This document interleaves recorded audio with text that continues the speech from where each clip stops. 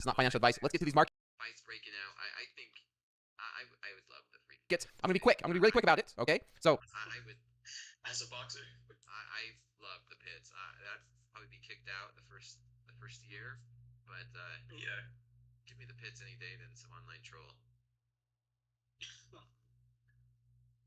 So here, come on, go. Give me some. I'd get cauliflower here, even with. I would have cauliflower here. Oh man. Yeah, we'll see. We'll see. I need to. I gotta promise Danielle and the team if we're going to the pit, and we're gonna try and duplicate the pits over there in Chicago. Depending on who they invite over, I gotta control my temper. Gotta control it. We're not getting fights. We're not trading against each other technically. I gotta be good for TV, but yeah. Can't get kicked out. Can't get kicked out by TopStep. I get kicked out of bits.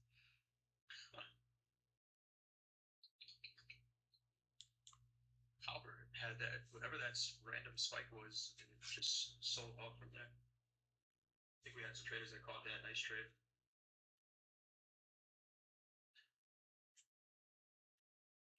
Market Griffin asked a good question. Where would the ideal entry be on this gold trade? Kind of where we're consolidating, just to limit. Yeah, what my stop is. So 33.50 would have been a better entry because really I want to put my stop above this high volume right here, right? And I probably could put it there. I'd be adding like another $250 worth of risk. But if my entry was a little bit better, I'm taking off about $600 of risk on this trade. Kind of entering at this 50% area right here. But also this could be a reversal trade if we get back up here. I do want to give the market the space to kind of test the high of this high volume candle here, which is why my stop should be up here and not inside the candle because we did just trade this range. So ideally 50% so my stop can go above the high. Yeah, market. I mean, my trade's turning green now. My trade's turning green. Feeling good. Feeling a little bit better. Let's see if we can break through that this level of support and resistance, which is absolutely my entry. My entry always becomes support and resistance sometimes. That's how it was last night too. In the market, and that becomes freaking support. You short it, that's the support. You buy it, that's resistance. Right at that line too, right? It's like you could trade any other price, right to the tick of my entry. There's something to it, and it's not like this one-off thing. It just happens really frequently for whatever reason. Yep. Yeah, bouncing right off that support level. I don't even want to look at it. I don't even want to look at it. Go back to your charts. Yep, kind of just hanging out here in this range. Yeah, like I said, I could have much better trade location and feel a lot more comfortable with this trade. I still do like it. We get some continuation volume, but it's a big if right now, especially to the downside in gold, which we have not had much of. Yeah, things are kind of had that little spike, and now back to consolidating and moving sideways. Not seeing much else. Not much else on the rest of these markets, Jay. Kind of a slow night, to be honest. Not too bad. Seeing slow price action. Do we have news the rest of the week that we might be looking at as well? Obviously, some of the standard stuff. I mean, got jobless claims tomorrow. Housing starts. Great decision. Yeah, we got some catalysts. And then daily. Okay, and it's a short week. We have to remember that, right? It's a short week. It's Easter weekend. Confirm this for me, Jay. It's Friday, right? Nothing going on. Yeah, holiday Friday, Good Friday. So no trading. We could essentially say that this is Friday's price action. Everybody, please beware. It's a week. Have a nice nice long weekend. That is for sure. Friday, Saturday, Sunday, back at it. Sunday night, Monday morning. So that is something that is very important to understand. That to tonight and tomorrow can be trading like Friday's price action because of that. Maybe Trump will give us a nice Easter gift. Wake up with a market feel bullish to me. Just so funny. Now is an even better time to buy. Here's an opinion, everybody. What's your thoughts on this? Now, I'm not political. I'm not going to say anything political, but this is pure psychological, okay? You have a person in power, and they say now's a good time to buy, and they're referring to the market. Do you believe that that person now feels just like us getting into a trade, right? We want to buy the market and say, yeah, that was a good time to buy. The fact that if the market goes against where you said it, that that you're right, said buy last week and markets are selling off. Do you believe that that person now has motivation to buy these markets up? I say buy, right? And the mean start selling off. Trump's going to be more inclined to the market, pull what I like it. That point. That's how it is with me. Because if I say in the chat buy, I am now on the long side, and I don't want to look like a fool that the market's selling off. So if I definitely had tools at my disposal, I would be looking for ways to pump this market up because of I am now biased the direction. I now told everybody to buy, essentially, and so there is that. I know traders would be saying manipulation, it's illegal, it's this, but that's the reality. That's human psychology, right? That is 100% human psychology. That you say one thing, and now you're going to be watching it, and you're going to maybe say things that might know could this market from just completely selling off. The only difference is with this gold trade, all I can do is cheer it up and say, "Come on, gold, keep selling." I have no real control about what happens. Correct. Yeah, I just wanted to think. That's something I've been thinking about. I know some others have been having conversations like, do we really think Trump's going to let this market sell off now? The fact that he's already kind of hit his own bottom, right? And then if this market sells off, regardless, you know for a fact that they watch it. I mean, you don't put out a tweet saying, yeah, now's a good time to buy, and then you let the market sell off below that. So that's something I've been thinking out. I'm thinking long term. Okay, I'm thinking my personal account. Buying longer term investments, holding for longer, decent times. Like, can we see something that nobody expecting right now? A simple tweet, a simple negotiation. I mean, the whole back and forth with tariffs between China. Here's something that traders have not been talking about is supply chain. Supply chain is now starting to see pressure. Talking about supply chain, you take a look at the news. I mean, we're starting to see a lot crack down where a lot of companies are starting to see issues at the port of entries, issues with container rates, and so there's a lot. There's so much going on in this market. It's hard to keep track of everything, and we're seeing tape bombs all over the place. All over. All over. Every day too. Every day the market's responding to something, and people say, "Hey, how do you know that volume is directional? It could be a hedge, or whatever it is." Either way, there's significant amount of volume being traded in short periods of time. It could be stop runs, whatever it is. But the markets are waiting for headlines, and when the headlines come out, positions get released. I took the heat. Jack had a quote about it. Took the heat. I'm okay with this trade. Again, this could be wrong, or you could 100% be right. I should be getting out of gold right now because this is as far. I'm looking at a couple of targets lower, but if you're buying it here, hope you win too. Market's back down at my support level. I marked it. I called it before. My entry 466 quarters. We're below it. We're below it. Here we go. This has been the trend, man. I get into a trend. this last, man. Oh, there we go. We're getting some follow through now. Let's get this market kind of done. But the trend has been the trade lasting and chat tempting me to hold slow markets class longer than normal. And maybe this is one of them. Maybe let's get any follow through below that. May support become resistance. Give me 400s. Okay, this is the next level of support. You've seen it. There's a lot of resistance right at this 59 level. Oh.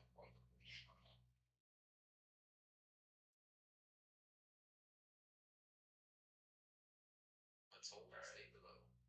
Try to question whether or not I want to take this heat again in gold. It's cool taking the heat once, but now at this point, we don't get some volume right here. Continue selling, I'm gonna get out. Tighten up my wrist just a little bit. Nice trade, Jay.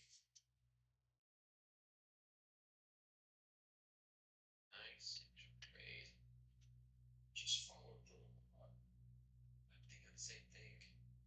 You know, if we were long, no, this market's just tanking. That's a fact. If we were long, this market's going to be closer to 300 by now. I joke, but sometimes it feels like that's true. If we were It long, really does. It really does. we get some random tape bomb into this thing.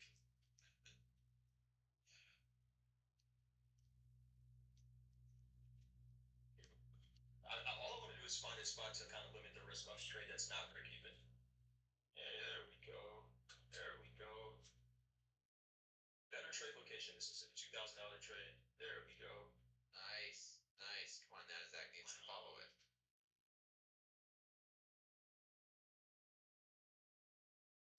Look at that.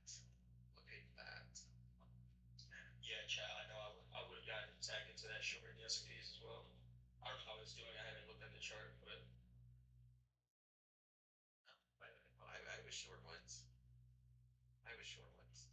And gold. Over here pulling my hair out with this short Nasdaq. Gold's over there selling off. I'll take $300. That's what's gonna give me. Right, this is a counter trend, higher time frame trade. Could this be the one? We talked about those 3 down days and an uptrend, right? Could this be day one potentially? But day one shorts don't feel great to me because you're constantly predicting the trade, right? How many times has it looked like a great short and then it ends up being a day where it just continues to rally? And that's why I was saying those day 2 shorts feel a lot more comfortable. This would technically be a day 1 short, which is still a counter trend, which is a see money take money trade. See some money. I was green for a second. Okay. I was green for a second. Just the slightest moment ever. And we held that level, these 50s. Should have ended stream there. Should have ended the stream in green. Flip it up on green. Great, oh, yeah, shot. We got green. To the point. I'll take what I can get right now. Yeah, I would have gotten tagged into that ES trade and been negative right now as well. So kind of holding up. It's like these random spouts of volatility, but we're still in the same range. Yeah. Question for you, Jake. How would you maximize your profits? Like a runner, trailing your stop, closing some off? Now, unfortunate thing about this gold trade right now is I'm in a 1 lot. I could get out of this 1 lot and sell 5 micros. Right, the average on those 5 micros isn't going to be great, but I'm looking at this as an overall trade. If I wanted to scale out, right, this is ideally why I want to take more than 1 lot. But if I was in 2 minis, again, this is a counter trend trade. We're coming down to an area where Dakota was saying, you know, this is his profit target. These 33s, I agree with that. So I'd be getting out about half of this. Why don't I just do it instead of tell me? Let's get out of that. Put it XC and sell 5 those and on these 5.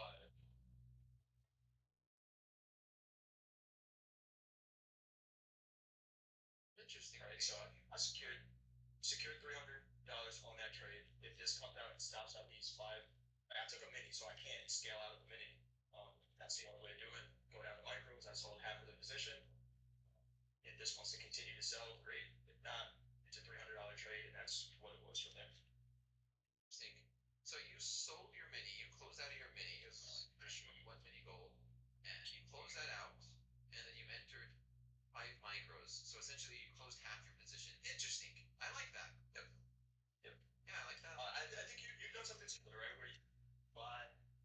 I think it's a similar idea as you buying. Micro. Right. Buying. It's the same idea. Yeah.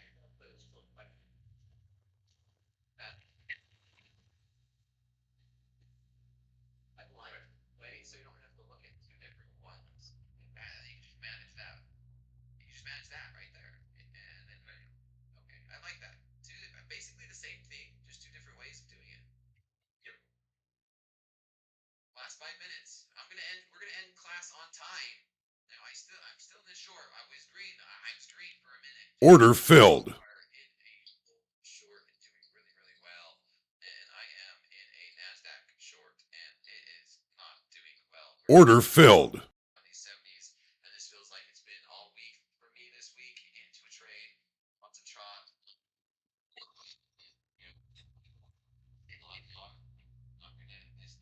I want to speak into existence, but yeah, and out of this trade, and then market can sell off. Do his thing. A rapid fire, and if Coach Jay joins, I'll take a moment and pull him into the class. So I just jumped into a short here in the Nasdaq, and this market is not looking too hot. It's not looking too hot today. So a few things I'm thinking of. All right, this is the Nasdaq on the hourly chart. I'm not going to look at the daily because it's been very choppy, very messy. And a couple things is, are we going to consolidate? And if we have one big consolidation, this is a big level of support. This up here in around the 19,003, 19,200s is a big level of resistance. Okay, so that's what I'm looking at first. Maybe we could even make an argument that there's a nice downtrend. So can we see something where we rally up, test the top end of this? You know, maybe we're going to see a flagging pattern. Not sure. That's the first thing I'm looking at and thinking of today is, can we rally? Can we rally back up and test these highs and then consolidate in the patterns? That's number one. Number two is kind of more zoomed in, a little bit more zoomed in, that we completely just sold off today. And this is the one that I am kind of leaning towards. Obviously, you can see the short that I'm in. We're up a 0.25% today in the Nasdaq. We broke through this support level. This was a support level. We just broke through it. Everyone who's tuning in for Lunchbox Trading or Power Hour, I took a nice short at 18,500s and just nailed it, man. 300 points, 400 points at one time. I closed it out for plus 350, but it was at 400 points. Unfortunately, it was not my live account. It was a combine. Dang it. But yeah, we just sold off, and we sold off in a big way. You can see that breakdown was 2%. But even from where we were at, this week we were down over 4%, and yeah, not looking too hot. Not looking too hot for this market. Now, can we get? This is the question: is do we get a pullback, and then do we look for continuation back down?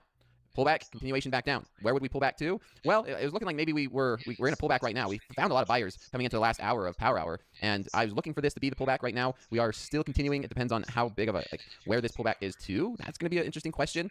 I don't know. It was looking like maybe we sell off, but now it's looking a little bit worse for the Bears, where we had possibly a breakout. I was looking at this as being a fake out and maybe continue back down, but as of right now, we're holding.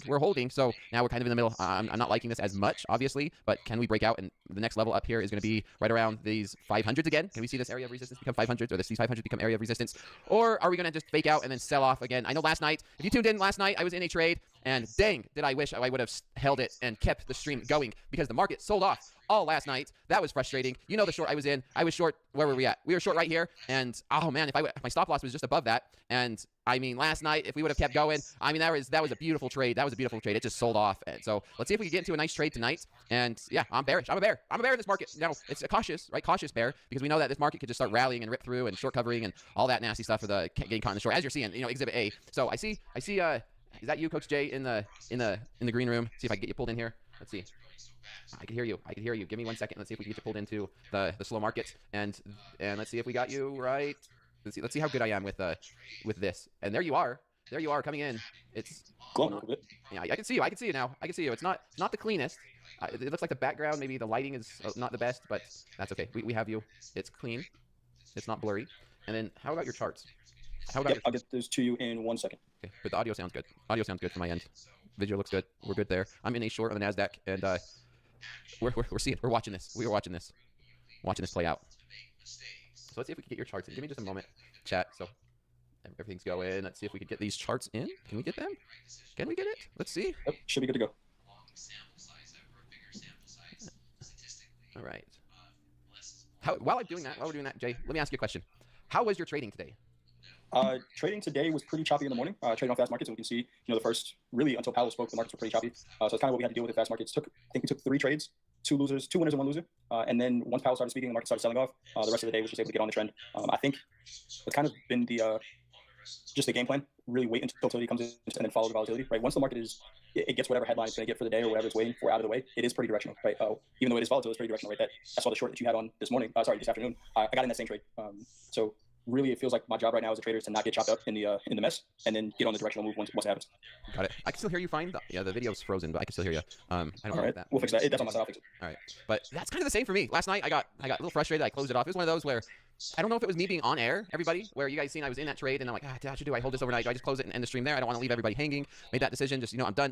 And then I added the trade. And I got into a different trade after that one was done. And then I took a loss. And I was like, damn it. And this market was just very, very difficult. Even though I had the right direction, and it was a case of right direction, I was bearish, I was looking to short this market, I was shorting the market, and even though I had the right direction, I didn't leave myself enough room. I didn't give myself enough room to let the trade play out. I was maybe trading too big of size, and yeah, it took me out. It's like, not knew it, but you had an idea of the direction. It's about timing versus location and all that fun stuff. So I was wrong with timing, I was correct in direction, but still led to a loss. And I mean, as of right now, I'm down about 20 points on this short.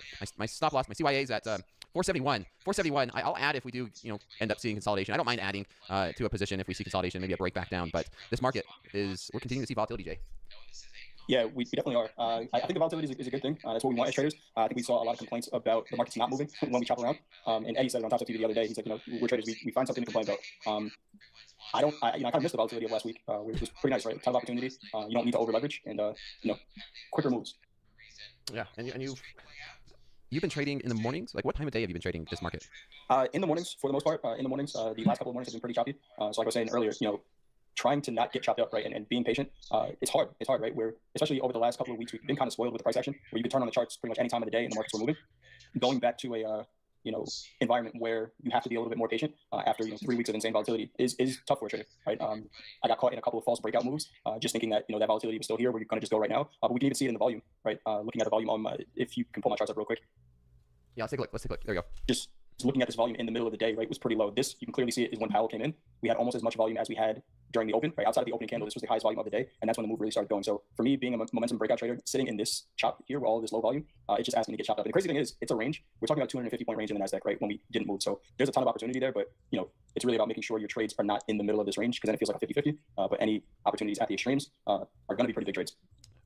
And I agree. What's your thoughts on gold? Let's go hit all these markets. Let's take a look at gold. Gold's sailing off a little bit tonight. We were hitting all-time highs all last night. We were hitting all-time highs, today throughout the New York session, finishing up in power hour, all-time highs. And I mean, gold has been on a move. It's been ripping. It got as high as 3,371, but we are pulling back a little bit. If you want to call this a pullback, do you see this as a viable pullback, or maybe something that we could be seeing, maybe a deeper sell-off? Let's see. I'm looking at, okay, so the 20 moving average on the 30-minute chart is at 3350. Buying against that, I think looks like a pretty good spot. Let's take a look at the daily really quick. So on the daily, we're kind of extended. Right, this last week has happened pretty quick in gold, right? We're up almost $400 in 5 days. Some pretty big moves. I wouldn't be surprised at a pullback all the way to 3300s on a retest, right? We kind of blew through 3300s today. Didn't really spend a lot of time there. So that major cycle level, I wouldn't be too surprised at a pullback to that area. That being said, I don't know that I'm really looking to short gold. Maybe some shorter time frame scalps. If we really do start to sell off, we can kind of see a reversal pattern happening right now off of these highs. Yeah, I mean, it's a 3-bar reversal on the hourly chart, but I mean, this market has so much momentum in it. It's like, who's going to be the first person to short it? Yeah, I mean, do you short trying to catch the high when we're pushing all-time highs? I mean, if I was going to short this market, I would rather short it in this type of a chart pattern on the hourly chart, kind of a 3-bar reversal that there is some bearish momentum in it. There's some selling stepping in, rather than just trying to short it on the way up. So I mean, there is some valid reasoning right now to maybe take a shot at a short, looking for a pullback maybe down towards 3,330s, the lower 330s. You can take a look at my chart, and you can see this flagging pattern that we had. On the breakout, right? So maybe looking for a pullback down to those, quadruple threes, 3, 3, 3, 3. Maybe that could be a possibility. But then again, this is such a, bullish market, you got to think about risk, managing risk. You know, if you are going to be getting into shorts, looking at stop losses, obviously, my first thought of a stop loss has to be at these all-time highs. Zooming in on a 5-minute chart, then it's kind of more of the same, kind of zooming in. Where can we get into a trade? Short's not looking as great on a 5-minute, because look at this, engulfing. This trend is continuing to show itself, where it looked like we tried to break down and immediately rejected. Buyers stepped in and pushed this thing. But yeah, at least now we're starting to get some type of reference in terms of managing risk. Where can we manage risk? Can we see sellers stepping in? So, you know, if someone's been waiting to short gold, there can be a little bit of opportunity here. If you are, from the buying standpoint, I have a hard time buying it already, Coach Jay, just because we've came so far so fast. I would rather wait. I mean, this was resistance. Resistance just became support. I would rather wait for a deeper pullback. I mean, I'm not seeing much. I just sit back, enjoy the show, watch this gold rally, essentially, until we see another opportunity. I mean, look at hourly. It's just been straight up, right? Not a lot of consolidation, not a lot of pullback on the hourly chart. Just straight up one direction. Looking at it for, we have to day trade, right? You know, ideally, if I could swing trade gold, I'd just buy it and put a pretty wide stop and just let it work. But with TopStep accounts, we have to day trade them. So for what we have so far with this price action, the markets aren't very directional right now. Right? Here's what I have marked out here is that 30-minute opening range from Globex. VWAP is a flat line that says, you know, on this extension right here, which we just kind of got done, pushed down to 33.55s, maybe that's a buying opportunity. But you know, my price target, if I got in long, can't be much higher than 33.70 right now, just because that's the high of the range and we're not really getting any directional movement from these markets. So maybe we consolidate for a little while. The market has been moving during the London session pretty well. So maybe our friends in London, Aaron and D, we'll get the nice gold trades today. They've been enjoying this volatility. Aaron and D during the London Open and the Euro session, they've been, man, it's just when I'm sleeping, it's like one of those where, man, we're seeing a lot of volatility and some great moves during that time. But sleep, I mean, the market will always be here. We're seeing volatility at all sessions, but that's the nice thing about TopStep and these futures markets is doesn't matter where you're at. I mean, we see traders in the chat. You hear Andre say, "Where are you from?" And traders from around the world. Yeah, you know they have that. You know some of them are watching those markets. And I just got stopped out minus $1,000 on that short. So we did break out. I don't mind. Let's see where this market's going to be playing out. Thoughts on crude? I'm going to switch back to my chart, and you let me know. Crude oil, it's looking bullish. Is that fair to say? I mean, you can see these highs here in crude oil pushing 72.50, maybe 73. This could be an interesting resistance zone. Where if we do break out, can we see a rally up to 65.50, 65.40, or are we going to be looking for some cheap shorts to limit risk, have a tight stop loss just above that? Maybe one thing I wouldn't be too opposed of is if we rally up, run the short stops, and then we sell off, maybe something like that. Thoughts on crude, Jay? So with crude oil, April 9th, looking at that daily candle, that is the day that the president said, you know, we're delaying all the tariffs for 90 days, and we have not left that range. So while I want to be bullish crude, I want to see some convinced buying and some volume above 62.30, which is the high of that candle. Right? We can see every time so far we've kind of rejected at those highs. The equities did this for the week so far, and we're selling back into the middle of it. So I want to be bullish crude. I want to buy crude, but I'm not going to buy it until buyers show that they're convinced above 62.30. Until that, I'm going to go either cheap shorts or hands off for now. Cheap shorts or hands off. Fair enough. And then I'm looking around these other markets. I'm not going to really speak on the Nikkei. Nikkei's been very choppy and mess. I haven't looked and touched, place to trade on that for a while. Yeah, I think we can see some more volatility coming in on gold, and then maybe watch the Nasdaq. Do you see any trades setting up for yourself? Gold, maybe a short gold, to be honest, and maybe that could be a nice scalp. I'm actually going to jump into one. Okay. A short gold. Now, I'm risking 4.6 points. Let me adjust that because I'm used to the points on the Nasdaq, but not on the gold. Oh, wow. Okay, Adrian, nice call here. Copper. Copper just took off. I haven't traded copper since it went parabolic. Yeah, same. Me either, but a ton of volume. I don't know what that volume spike was. It was trading like a meme coin there for a minute. It was. Yep. Yeah, trading like a meme coin, made new all-time highs. Somebody got liquidated, and it sold off. Order filled. Right, I'm short gold 33.57. I just added to it. My stop loss is 33.62, 62.4. Looking for maybe a sell-off down to these lower 50s. I don't know. It feels weird to be short gold when it's just been going up. Maybe it does like to do this thing where it makes a new all-time high and sells off 15 or so points. So maybe that's what you're in right now. Maybe. We'll watch it. Any currencies? Any currency futures that you're looking at? I know we have a lot of traders from the future side that's been tuning in. Lost your mic. Japanese yen has been moving, and we actually had somebody bring up the Mexican peso, which has been in a pretty nice trend as well. Yeah, we had somebody bring this up at the buzzer the other day. Coach Paul looked at this chart and he said, "Oh, you know, Paul, he's a swing trader. So from a swing trade perspective, if you look at this chart that I have up right now, on a daily, the peso is getting above the 200 moving average over the past couple of days. He's comparing that to the Swiss franc, which did this after it crossed the 200 moving average. So he's looking at that on a swing trade. There's potentially some opportunity here in the peso as well. I couldn't tell you much about it, to be honest with you. From a technical perspective, it looks good. I don't even know the tick value. Let's see. Okay. $5 a tick. Interesting. I have not traded any currency for a while. I took a look at the euro yen, and basically when you're on here, I looked at. But other than that, it's just been these markets. Yeah, I don't look too much at them either. But they move. I think with everything that's going on right now, there isn't really a market that's not affected. There's price action pretty much anywhere. But I feel like I don't know enough about them to trade them. But from a technical perspective, bullish the peso until Cinco de Mayo. That's a good trade. Seasonal trade, maybe? Seasonal trade. I don't know. Gold's starting to tick down a little bit. Typically, we see a nice spike in volatility in about 3.5 minutes, right at the top of the hour, right at 8 p.m. So this will be interesting to watch. The question I have right now in gold is my stop loss too tight? Is my stop loss too tight? Because we see these. I mean, look at this move that we've seen right at the open tonight. Tonight's price action just straight up all-time highs, and now we're starting to slowly fade. I don't mind. I'm down $973. Am I going to have back-to-back rough nights here during slow markets? We'll see. We'll see. I like this trade setup if we do start to continue to break down. Nasdaq pushing highs. Nasdaq is pushing the highs. It's going straight up. Let's see what happens at these 18,500s. I was looking for a potential short in the equities here. I locked out the Nasdaq on this account, but looking at the S&Ps, if we get some rejection at this 500 area, Order filled. decent volume stepping in here. Nasdaq shooting up. Yeah, it is. Come on, gold, sell off.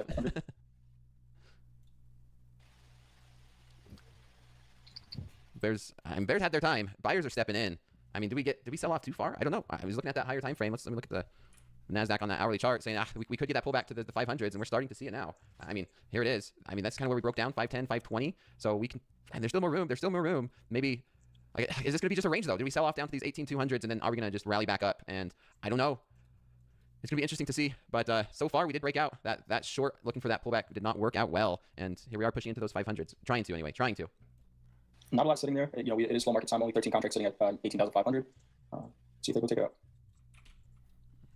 Someone asked what this indicator is on the bottom of my charts. I do not know it enough to explain it. I saw Coach Robert use it, and I saw somebody mention it and ask a question about it, so I pulled it up on my charts. But it's basically measuring the strength of directional movement in the markets. But I'm just like any other trader who puts up an indicator. I'm still learning it. Fair enough. You don't know everything, Jay? Not even close. I might pretend to.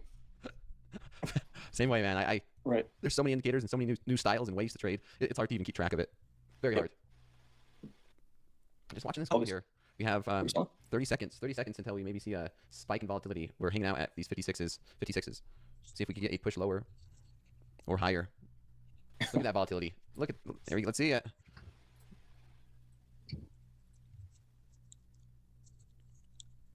Still nothing for you, Jay?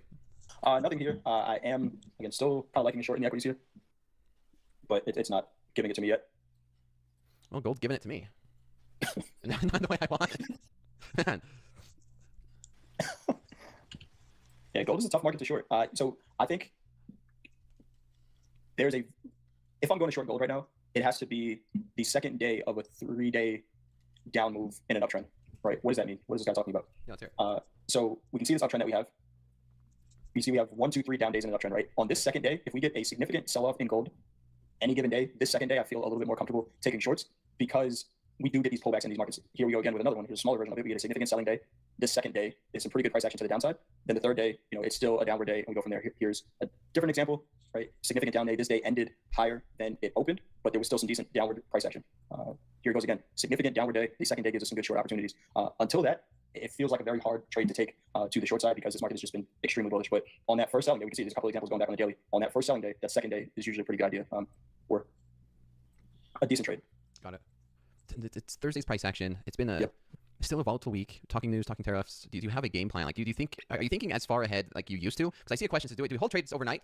I love holding trades overnight. That's typically my bread and butter. That's where I learned how to trade. But lately, over the past month or two, I have not. This market's just been so volatile, so unpredictable, random news hitting, tariffs. There's a lot going on where I have not held a trade overnight for a while. Now, it's easy to say and look back and be like, yeah, the trade last night, I should have held it overnight because it sold off. But there's too much headline risk going on right now to hold anything overnight in my live account. Maybe sizing down to like 1 micro, I could see it. But I mean, you tune into Aaron and D during the London Open or Euro session, you can see that volatility come in. You see it overnight. You wake up in the morning during the New York session, you're like, wow, we had like 100 or 200 point moves in just like these spikes, and it's just everything's going on, and headlines are so sensitive right now where we can see these quote tape bombs, Jay, for 100 points randomly, and so I mean, the last thing you want to do is trying to go to sleep thinking that if we get a tape bomb, you could get 50 points worth of slippage in the live account. Yeah, that's not fun. I'm gonna put in a sell here in the S&Ps at 53.23. If we get a push lower from where we are kind of right now, 53.23, I'll sell back into this range and then risk these highs up here. Okay. And this is the ES, right? Yep, this is a yes. Got it. Gold's still in this range. I'm not liking this gold play, Jay. Who the heck shorts gold, man? What was Is it just pushing back up to the highs of the range? Yeah, I mean... Yeah, we're right back at the highs of these range. What the heck was I thinking? Gold. Like, Yeah, it happens. I mean, your risk is managed. It hasn't stopped you out yet. Let's see. Yeah, let's get it. Come on. My stop loss is there for a reason. Market makers know my stops all too well. And you're looking short ES on the breakdown. Yep. Yeah, just looking for a break below this kind of volume at these highs. but I don't want to preempt this move, so I just get in as it's going. And that's my dog you guys are hearing. Got the dog. And what's your target? 53.12. 53.12. Okay, so nothing too crazy, and we're still seeing decent volatility in the equities, slow markets as well. Coming through, I'm not seeing much else. I mean, this gold trade, we're just consolidating. You're in looking for a short in equities. I see that. I understand it. Maybe a fake out. We didn't quite get up to the 500 level of the Nasdaq, and maybe there is another opportunity to short the Nasdaq. But I'm just going to be patient. I'm going to watch this gold, manage this gold trade, see if there's any other opportunities somewhere else. In the meantime, any thoughts? We could get to some of these questions while we wait and we watch these markets. Yeah, I really no thoughts for me. I see this one trade idea. We had this high volume at so the Powell's speech, Daisy, the Powell speech. That's kind of where we're trading right now. 50% of that Powell speech, that volume. So this is why I'm looking to go short here, just to the lower end of that range. Let me see if I can get a picture of the dog. Order Okay, filled. yeah, we gotta see the dog. We gotta see the dog. Send it. Well, you can show it on your screen, right?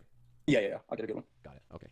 Thoughts on the Powell speech? I stopped paying attention to any speeches, to be honest, everyone. I've stopped caring. I've been watching because honestly, any headlines come out and negate almost everything. Like, yeah, I don't know, man. I mean, thinking about the fundamentals, macro versus micro, it really stopped meaning anything to me because we could see just random moves in this market so fast at any moment. Let's just trade what's in front of us. Let's trade what the price is doing right now, and who cares what's going on in terms of we're day traders, right? I'm specifically talking about day trading. It's just let's trade what we see, and then hopefully we avoid those tape bombs because that happens. You could be in a trade, the next thing you know, this market gaps up 40 or 50 points, which absolutely sucks sometimes. It's nice when it was going in your direction, like today. Today I was short and I got a 40-point tape bomb to the downside, so that was nice. But oh yeah, we welcome those. Yeah, more times often than not they're against us, and we're just like, what? That was a great setup. Well, technically it was a great setup, but you just know that headlines are king right now, and you can have an amazing A+ setup, and you get a just 40-point tape bomb against you. It stops you out, and it turns around, and it worked out really well. So that could be also very frustrating.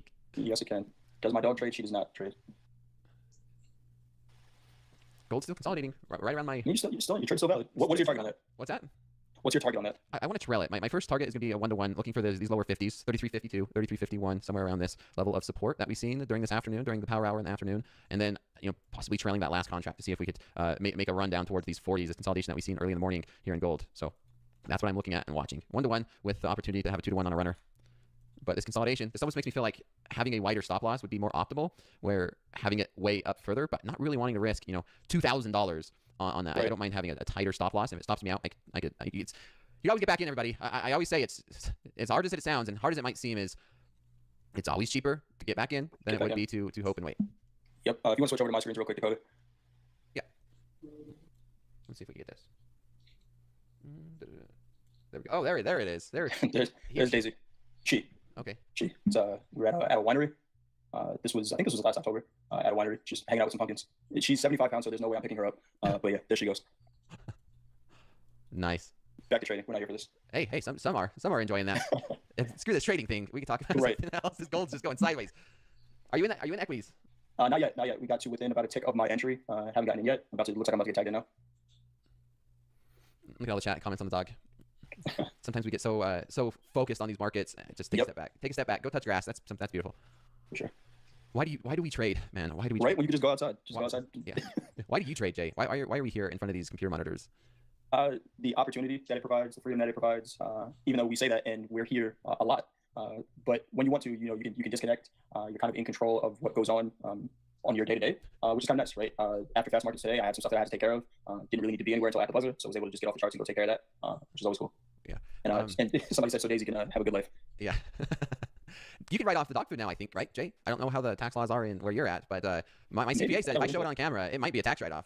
So right. Yeah. Might have to look into that. Dog food, tax write-off now. You just showed her on camera.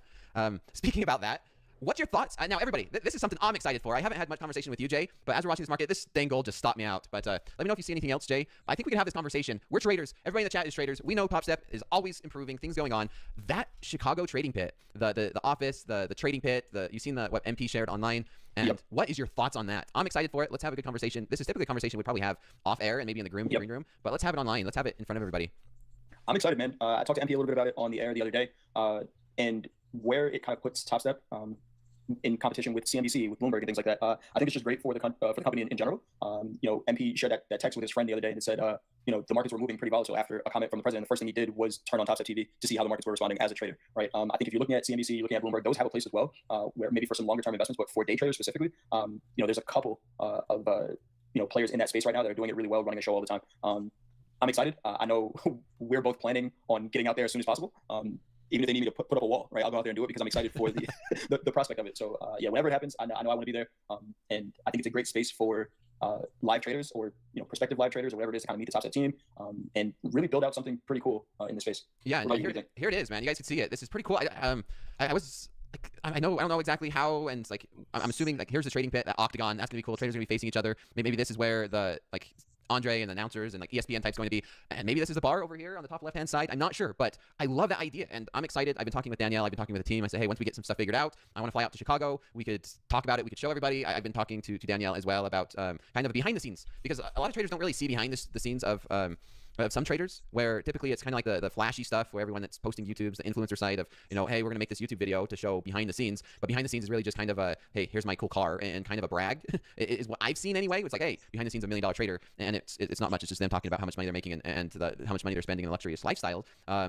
Almost like a sales pitch, it seems like. But it's going to be interesting to see how this plays. Like, talk about what a trader does for the routine, how the trader handles the losses, watch them trade live, watch the trading pit, interacting with these other traders, maybe meeting up with you, some of the other coaches, some of the other traders, actually talking through all of that. I'm excited for this. And not only that, it's something that we don't get. We're all behind these computer monitors, like we said, and we don't really get that camaraderie that comes with a typical 9-to-5 job where we go into an office, we have that camaraderie with coworkers. But maybe this will allow for traders to come together, talk strategies, have some camaraderie, talk about that TopStep trading league that TopStep's been talking about for a while. And yeah, this is the making of something I think it could be amazing. How do you think at all it would affect your trading to trade live in the same room as people every day?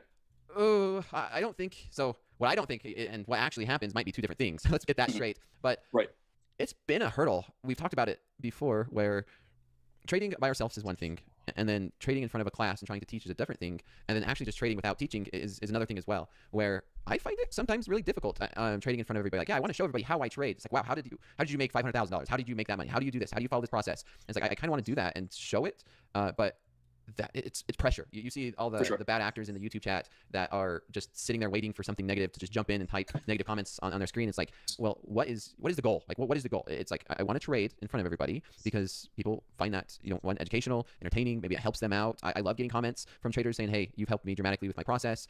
Maybe it doesn't help someone else. You don't have to watch it. Maybe it's a different process than you, and then be able to show that. But doing it in front of thousands of traders, it's like, man, if I place a trade and make an error and a mistake, it's recorded. It's going to be online for, who knows how long. And thousands of traders can record it, can copy, like say something and take a screenshot and be like, look at this person. Is he really a coach? He's short when he should have went long, and vice versa.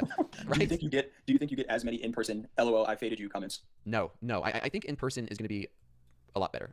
I think it's going to be more fun, where we could talk and chat and be like, yeah, I shorted here, and then like have there, and we could talk about it. And like, all right, TopStep TV, when there's a break, we could go and we could just have a drink. We could talk. We could maybe like food's gonna be there maybe, and we could talk about it while we could have that conversation without thousands of traders, and we're there, physically in person, and we don't have to worry about hopping onto like a Zoom call to talk about it. So I think that's gonna be fun. Yeah, it's gonna be awesome, man. Can't wait for it. Yeah, maybe we invite some of the trolls. Hey, come on, let's see how you trade with us. I mean, there's a place, right? They make the show exciting a little bit. You can't have, if everybody loves you, I question that a little bit. Right? It's just like. I tried, man. I'm like, you know what? Maybe they just have that negative comment because they're struggling themselves. Maybe they're struggling themselves. Maybe they need attention. I don't know. And try to go through that. Hey, I don't care that you're making these negative comments. I'm gonna be more lenient. I'm gonna, hey, is there anything I can help you with? What can I do? Stop watching. I tell traders that you shouldn't follow everybody online. You should focus on your own process. And been kind of that. What is that? You catch more flies with sugar than whatever, or honey than sour, or whatever that saying is. But then it's just like, the more I've been on YouTube, the more I've talked to people online, the more I've realized some people just hate for no reason. It's like, yeah, I don't know. I don't get it. I would have a hard time if I spent my personal time just watching people online to make negative comments. I'm like, yeah, well, if I really don't like this, then I'll just watch another person or find something else that I could do to be productive in my own life. It's like, I'm not going to spend my time and effort, hating, when I can have that same time and effort improving my own life, improving my own process, learning how to become a better trader. But what do they say? Different strokes for different folks, or whatever floats their boat. Different strokes to rule the world. Yeah. How do you handle it, Jay? How do you handle it? I just laugh. I think when we started, my younger brother was just like, don't ever read the comments. Whatever you do, if you're on the internet, don't ever read the comments. But it's just like, some of it is constructive as well, right? Where, I don't mind criticism, right? Because I think in criticism, there's opportunity to grow. It's just the way the information is delivered, right? Like, if somebody says, hey, you know what, maybe you could have looked at X, Y, and Z where that wasn't the cleanest trade. I don't know everything. We said that when we got on here. So I'm okay admitting that I could probably have looked at something better. But when it's oh my god, this guy's an effing idiot. It's just like, I don't want to listen to that. Nobody wants to listen to that, right? So if it's delivered the right way, I really don't care. And again, I take notes on criticism. I actually, and for anybody who's in the chat, maybe I shouldn't say this, but I have a personal Discord channel where I have screenshots of a lot of the criticism that I've had in the TopStep Discord or chat. I have a positivity page as well, but I keep that criticism because if it's valid, then that's opportunity for me to deliver information better, right? I think a year and a half ago when I was giving a class on volume analysis, some of it was confusing to the point where somebody would say, this guy doesn't know what he's talking about. So for me, if I can't deliver information to you clearly for you to understand it, whether you agree with it or not, if you can't understand it, then I'm not doing my job, right? As a coach and explaining something to people. So, if it's packaged the right way, I actually embrace it. Yeah, there's a difference between just pure hate and then, good constructive criticism, like that. You see, I talked about it online. Peter Brandt shouting out, where are you at? Want you on TopStep TV, where it's the difference between someone just sending you a poop emoji and then, like, hey, I don't like this. Here's why. I would love to see this done better. This is why I believe this, and having that conversation. And like you said, I'm not the best. Sometimes, and everybody knows, I lose 70% of the time, and I try and hold on to runners and winning and allowing that. And then sometimes myself, everybody gets hyper focused on one thing, repetitive, loss, and then after the fact, you zoom out and be like, oh man, that was kind of stupid, right? And then having yourself, Jay, or somebody be like, yeah, I don't believe you should short this because X, Y, Z. Remember to zoom out, think about this. And it's like, you're right. I should have never short because we have a news in 5 minutes, or I should have never short or enter that trade because of this or that, or I could have been able to limit my risk better that way. And looking from risk aspects. Now, we're not going to see these things differently all the time because that's what makes a market. Everyone, you can make an argument to buy the market half the time. You can make an argument to sell the market half the time. But being able to work with each other to learn how to better refine your process or manage risk or keep ourselves out of, less than optimal trades, or maybe giving a different perspective is very important. Also, I am short the Nasdaq. I short 470, one mini. Okay. I'm actually going to jump into another short, 2 minis, looking for a breakdown. Right back to what we're up. Well, we were up 0.5%. We're up 0.44%. Looking for that 420s to come back into play. This just right in the middle. We'll see. What targeting like 420s here? Great. Yeah, 420s. 420s for the first target. We did open up. If we're looking at tonight, we did open up tonight. Well, we closed around 360s. We opened up tonight's price action at 391. So 420s would be a decent target. We did have that huge rally during the end of the New York session. We ended it around basically right there, right around what 425 to 380. So maybe looking for this market to come back into this consolidation area that we finished power hour. That was a big rally to end it. And I'm not like that's what I'm looking for. A lot of bearish momentum. This could be wrong. What's your thoughts, Jay? Where do you see? Where did we settle? We settled right around 420s to 380s. Doesn't mean we're gonna get this. We could get just a 40-point tape bomb randomly too. Still waiting to get tagged in on the S&Ps. I should be getting tagged in as the market moves lower, if it moves lower. But I do like that trade. Things settle down a little bit tonight. This could. Gold making all-time highs? Not yet. Yeah, and now trying to think of the opposite end, right? Let's think from a bull's perspective. You can see my chart, right? We had a rally, kind of a pullback, bullish flag. We had a rally, and this is devil's advocate, right? Pullback, bullish flag, right? Where you could easily say that this was resistance. Resistance can become support, and then we just have another leg higher and take the loss. So that is on the bullish perspective that we could just have a rally right back up in towards those 500s because this could be looked at as a pullback for a bullish flag because, well, what do they say? Typically when you consolidate, the most probable move is typically the direction that you were going before that consolidation started. And sure enough, we were rallying up and now we're starting the consolidation. And so there's an argument to say that, before this consolidation, this little pullback, we can continue up. So I'm basically playing this big sell-off that we've seen during the afternoon and trying to get in with the momentum of these markets. And I could 100% be wrong here. Kelvin Morgan asked a question. This question is for both of you. What is the hardest thing in trading that you overcome? You go first, go ahead. It's the hardest thing you had to overcome. Ooh, that's a good one. What is the hardest thing in trading I have had to overcome? Knowing that it's not my fault. No, like the idea that no matter what I do, no matter how much time and preparation I put towards these markets, when I place a trade, I can only do so much, right? Like you place a trade, you understand where your risk is, you understand your stop loss, your take profit, everything else, not up to me. It's not up to me. I cannot force this market to go up. I cannot force this market to go down. And if I take a loss, that's what it is. As long as I follow the process, it's not my fault. And blaming myself for non-mistakes and a good trade has been my biggest hurdle. Now, that's different than making a trade emotionally. If I break my rules, then yeah, it's very clear that it's my fault. But if I do not break my rules and I follow my process, hey, I take a loss. That was not my fault. I can only control so much. Maybe it's order a filled. Very generic answer, but that's kind of it. Not blaming myself, being my own best friend. Right? Because if I take a loss, Jay, you're a friend of mine. What would you tell me if I take a loss? You would just say, "Hey, it's just one trade. It's just a loss." I can only imagine what you would say. So yeah, 100%. That's fine. Great answer. It's a great answer. Something similar, but had to overcome. I want to make sure I say this the right way, but had to get accustomed to kind of giving up control over results. Right? Everything else that we do in life, you kind of have a more direct control of your results. Again, the only thing we can control in trading is when we put a position on and how much we're going to risk, and then the emotions that come with that. Right? When you do other things and you're able to, manipulate results in the direction that you want, and you can't do that with trading. I think that brings up a lot of emotion, especially for me. So kind of getting over that, and then just like you said, kind of saying, hey, you know what? If I follow the process, the results are going to be the results, and I have to live with them. That was probably the toughest thing for me because you really don't have control over what these markets do. Yeah, I just added to that position. Short 3. Yeah, short 3, short 3. Looking Yes. for a breakdown. I don't want to see this. Gold but- selling too. Yeah. Interesting, yeah, because you can only control basically two things, right? You can control when you get in and when you get out, and then you open up the debate. What's more important, when you get in or when you get out? And I'll make the argument when you get out is more important than when you get in. But that's all we control as traders. We control when we get in the market and when we can get out. Everything else is just completely out of our control. We can manage a stop loss and take profit, but ultimately all that's doing is managing when we get out, right? Is when you're controlling the stop loss and take profit. So anybody can just close your eyes, get in the market. And I've done studies. I've talked to traders who've done studies as well. Is that there is, I don't want to get too far in depth, everybody. It's like a random, the random walk theory, right? That means these markets completely random. You can flip a coin, it's a 50-50, it goes up, goes down. But the study was you get in a trade, completely random, just buy market, right? Sell market, flip a coin, buy market, sell market. And the most important aspect is that how is that trader managing the risk? Is the trader getting out? Is the trader getting in? You can technically, Jay, profitable strategy using that. Randomly getting the trades, managing your risk. You can have a profitable strategy doing that, which is insane to think about. Really insane to think about. And gold's selling off. Nasdaq's pushing up, man. Wow, Yeah, gold. I didn't get tagged into that. I didn't get tagged into that S&P short. Where is gold trying to go right now? I mean, I was looking for those 3-3-3-3. There we go. I was short. It stopped me out, and now it's selling off. Now it's selling off. Wider stops, man. Wider stops in this market is the play. You weren't triggered into a trade, were you? No, not in the ES. I am in a gold short to try to see if this momentum is going to continue, but I'm probably late to this move. But let's see. Want to see these 3350s hold.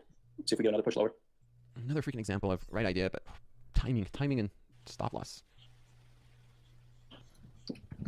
Okay, I'm in gold short. If it holds 3350s, I like this trade down to 3328. But we might just bounce here as well. There's a lot of volume there at those lows. Is there any news that hit the tape? Let's take a look at the Trader Hub. Yeah. Bank of Japan, Nakagawa, risk wage pressure may strengthen further.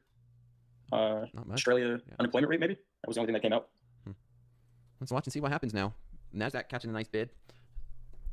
Well, nice for people who are long, not me. Not me.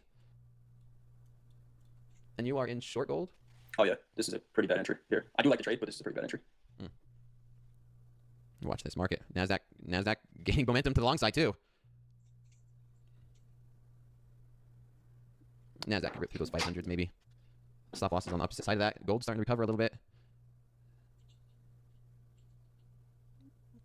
Nasdaq bouncing. Are you still in that trade or did you get stopped out? No, I'm still in that trade. My stop is, where is my stop? Not looking the best. Let's go. Stop is at 507. 507 is my stop. Not looking hot though. Okay. All right.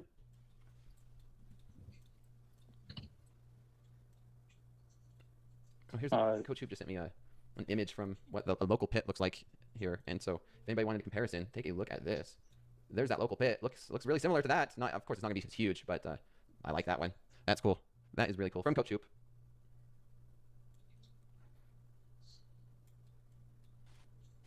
Nasdaq Sal caught the longs and gold there off those lows. Nice trade. Nice. Didn't I say I don't want to short gold for a long time? Me too, man. I got smacked in trying to short gold. Who shorts gold? Who's idea was that? Who does this? What are you doing? Man, shorts have to be just laser in terms of if you're gonna make money trying to short gold, and I got smacked in it. Coach Hoop shorts gold. Again, I don't hate this trade though. If we get some momentum, if we get some follow through, I don't love my trade location, but I don't hate the trade, right? If that volatility keeps up. Yeah, I told you, I'm fine with short gold's up here, shorting gold because of that hourly chart, but it's just so freaking hard shorting such a strong market. But hourly chart on gold still looks pretty dang bearish, man. Yeah, there it is. There it is. Looking for those 3330s coming into play. But yeah, so far the hourly chart, I just got smacked on that whipsaw and trade location on your end. Yeah, it's just poor trade location right? At the low of that move. Maybe got caught chasing there a little bit. Yeah, come on Nasdaq, just sell off for me. Sell off. I need a W. I need a W after today. Let's do it. Trap the shorts, trap the longs, and sell off.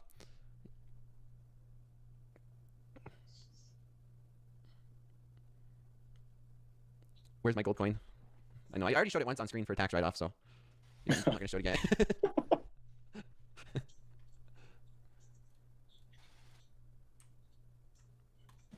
And now we wait. These slow markets. I'm gonna cancel that offer I had in the S&Ps. Okay. Someone says that the pits look tougher than the trolls. Oh man, I bet getting punched and all that. Hey, at least Hit somebody. yeah, that's different than the trolls, right? But here's the thing: here's the difference between the pits and the trolls. The pits, you see someone face to face, and you have to say it to their face. Trolls hiding behind a keyboard, right? So it's a whole different world where someone's gonna talk some mad crap. You're talking to my face type thing, and it's gonna be in the heat of the moment too. So fights breaking out. I think I would love the freaking pits, Jay. I would. As a boxer. I would love the pits. I'd probably be kicked out the first year, but yeah. Give me the pits any day than some online troll. Let's see here. Come on, Gold. Give me some I'd get cauliflower here, even with. I would have Order filled. Oh man. Yeah, we'll see. We'll see. I gotta promise Danielle and the team if we're going to the pit, we're gonna try and duplicate the pits over there in Chicago. Depending on who they invite over, I gotta control my temper. Gotta control it. We're not getting in fights. We're not trading against each other technically. It'll be good for TV, but yeah. Can't get kicked out. Can't get kicked out by TopStep. Get kicked out of the pits. Copper had that whatever that random spike was and just sold off from there. I think we had some traders that caught that. Nice trade. Market Griffin asked a good question. Where would the ideal entry be on this gold trade? Kind of where we're consolidating just to limit where my stop is. So 33.50 would have been a better entry because really I want to put my stop above this high volume right here, right? And I probably could put it there. I'd be adding like another $250 worth of risk. But if my entry was a little bit better, I'm taking off about $600 of risk on this trade, kind of entering at this 50% area right here. But also this could be a reversal trade if we get back up here. I do want to give the market the space to kind of test the high of this high volume candle here, which is why my stop should be up here and not inside the candle because we did just trade this range. So ideally, order filled. Yeah, market. I mean, my trade's turning green now. My trade's turning green. Feeling good. Feeling a little bit better. Let's see if we can break through that this level of support and resistance, which happens to be my entry. My entry always becomes support and resistance sometimes. That's how it was last night too. You get in the market and that becomes the freaking support. Yep. Short it, that's the support. You buy it, that's resistance.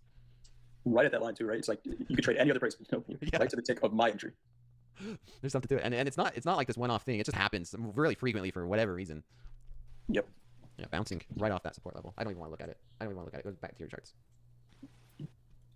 Kind of just hanging out here in this range. Yeah, like I said, I could have had much better trade location and feel a lot more comfortable with this trade. I still do like it if we get some continuation volume, but it's a big if right now, especially to the downside in gold, which we have not had much of. Yeah, things are kind of had that little spike, and now back to consolidating, moving sideways. I'm going through, not seeing much else, not much else on the rest of these markets, Jay. Just kind of a slow night, to be honest. Not too bad. Seeing slow price action. Do we have news for the rest of the week that we might be looking at as well? Obviously, some of the standard stuff. We got jobless claims tomorrow. Housing starts. ECB rate decision. Okay. Yeah, we got some catalysts. Fed speakers, of course, and then Fed daily on. Okay, and it's a short week. We have to remember that, right? It's a short week. It's Easter weekend. Confirm this for me, Jay. It's Friday, right? Nothing going on. Yeah, holiday Friday, Good Friday. So no trading. We could essentially say that this is Friday's price action. Everybody, please be aware. It's a short week. Enjoy the nice long weekend. That is for sure. Friday, Saturday, and Sunday, and back at it. Sunday night, Monday morning. So that is something that is very important to understand. That tonight and tomorrow can be trading like Friday's price action because of that. Maybe Trump will give us a nice Easter gift. Wake up with a market feels bullish to me. Just so funny. Now is an even better time to buy. Here's an opinion, everybody. What's your thoughts on this? Now, I'm not political. I'm not going to say anything political, but this is pure psychological. Okay, you have a person in power, and they say now's a good time to buy, and they're referring to the market. Do you believe that person now feels just like us getting into a trade, right? We want to buy the market and say, yeah, now's a good time to buy. The fact that if the market goes against to where you said it, that you are now more tempted to prove that you were right.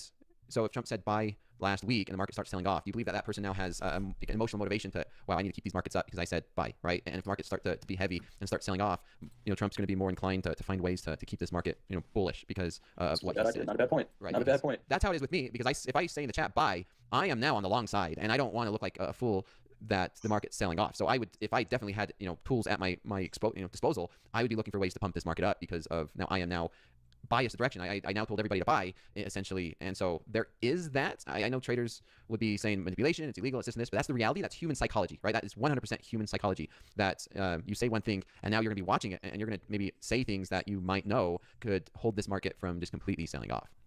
The only difference is with this gold trade, all I can do is cheer it on and say, come on, gold, keep selling. I have no real control about what happens here. Correct. Yeah, I just wanted to think, because that's something I've been thinking about. I know some others have been having conversations like, do we really think Trump's going to let this market sell off now? The fact that he's already kind of picked his own bottom, right? And then if this market sells off, he will. Regardless, you know for a fact that they watch it. I mean, you don't put out a tweet saying, yeah, now's a good time to buy, and then you let the market sell off below that. So that's something I've been thinking out. I'm thinking long term. Okay, I'm thinking my personal account. Buying longer term, investments, holding for longer, decent times, like. Can we see something that nobody's expecting right now? A simple tweet, a simple negotiation. I mean, the whole back and forth with tariffs between China. Here's something that traders have not been talking about is supply chain. Supply chain is now starting to see pressure. talking about supply chain, you take a look at the news. I mean, we're starting to see a lot crack down where, you know, a lot of companies are starting to see issues at port of entries, issues with container rates. And so there's a lot. There's so much going on in this market. It's hard to keep track of everything. And we're seeing tape bombs all over the place. All over. All over.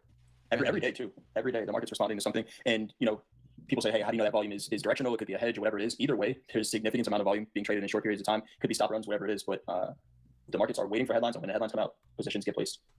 Born Thor says, get out of gold. I took the heat. Jack had a quote about it. I can repeat it because it was a weird quote, but I took the heat. I'm okay with this trade. I actually do like this trade if we continue to sell off. Again, this could be wrong. Born Thor, you could 100% be right. I should be getting out of gold right now because this is as far as the market is willing to go. I'm looking at a couple targets lower, but if you're buying it here, I hope you win too. Yeah. Market's back down at my support level. I marked it. I called the support. My entry, 466, 3/4. We're below it. We're below it. Here we go. This has been the trend, man. I get into a trade, and it tends to just last. And oh, there we go. We're getting some follow through now. Hey, Let's get this market. Come on. But the trend has been the trade lasting, and chat tempting me to hold slow markets class longer than normal. And maybe this is one of them. Maybe let's get any follow through below that. May support become resistance. Give me 400s. Okay, this is the next level of support. You've seen it. There's a lot of resistance right at this 59 level. Let's hold and stay below. Trying to question whether or not I want to take this heat again in gold. It was cool taking the heat once, but now at this point, if we don't get some volume right here, continue selling, I'm going to get out. Tighten up my wrist just a little bit. Nice trade, Jay. Nice trade. Just follow through. Come on. I'm thinking the same thing. You know, if we were long, you know this market's just tanking. That's a fact. If we were long, this market's going to be closer to 300 by now. I joke, but sometimes it feels like that's true. If we were it long, really does. 100 points. Or we get some random tape bomb in this thing. All right, here we go. All I want to do is find a spot to kind of limit the risk on this trade that's not break even. Yeah, there we go. There we go. Better trade location. This is a $2,000 trade. There we go. Nice, nice. Come on, Nasdaq needs to follow it. Look at that. Look at that. Yeah, chat. I know I would have gotten tagged into that short in the S&Ps as well. I don't know how it's doing. I haven't looked at the chart, but Oh, if I was short once. I was short once. And gold. I'm over here pulling my hair out with this short Nasdaq, and gold's over there selling off. I'll take $300 if it's that's what's going to give me.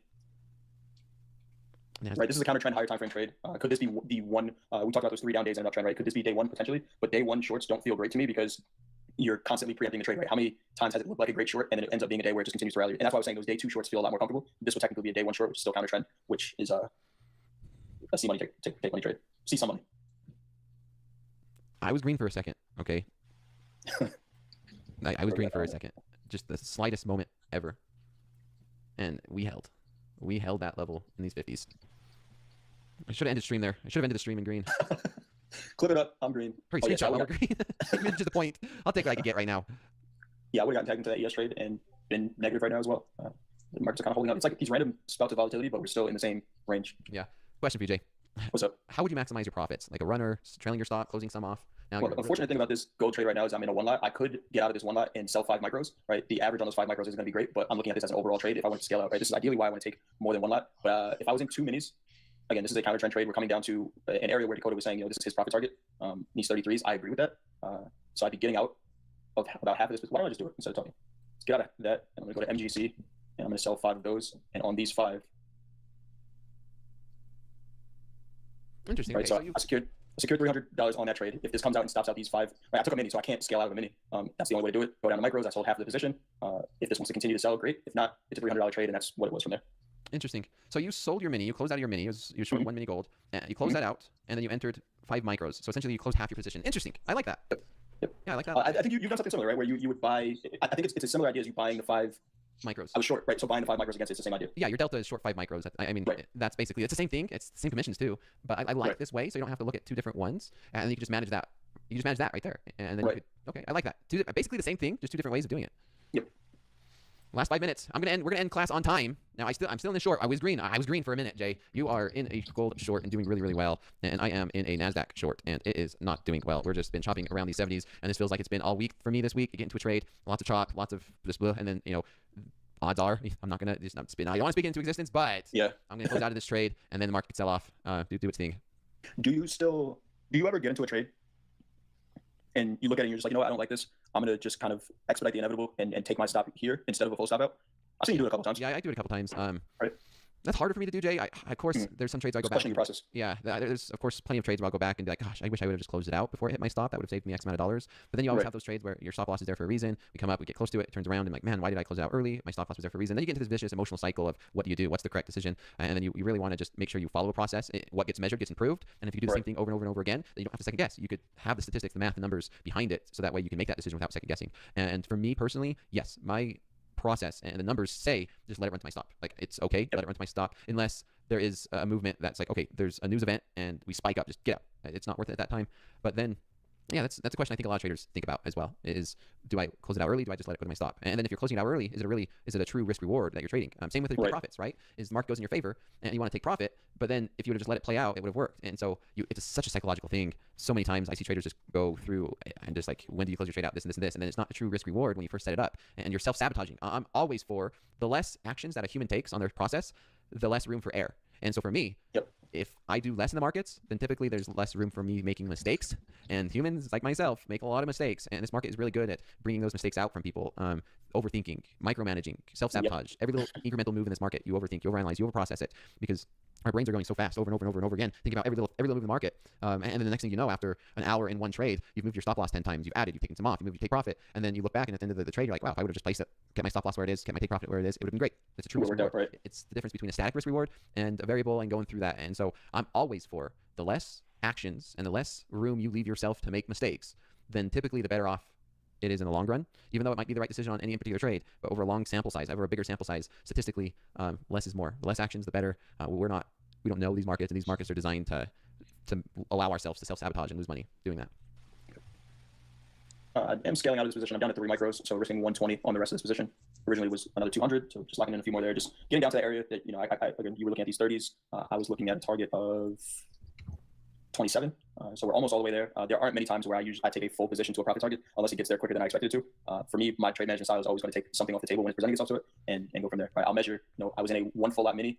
If we hit the target on that 1 full lot, I think it was like a $1,500 trade. And we talked about the efficiency before, right? So if I take anywhere from 30 to 60% of that 1,500, I did my job. So awesome.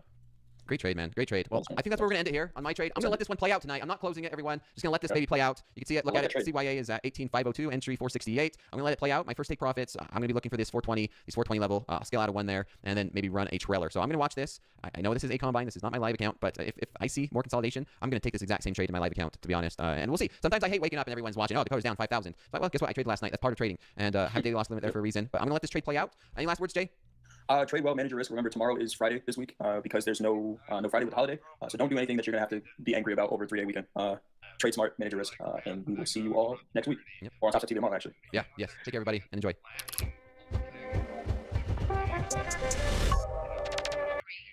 Powerful and like investing in scams, and they've turned us into like the mattress on the floor of a crack house in 3 months. It's like unbelievable.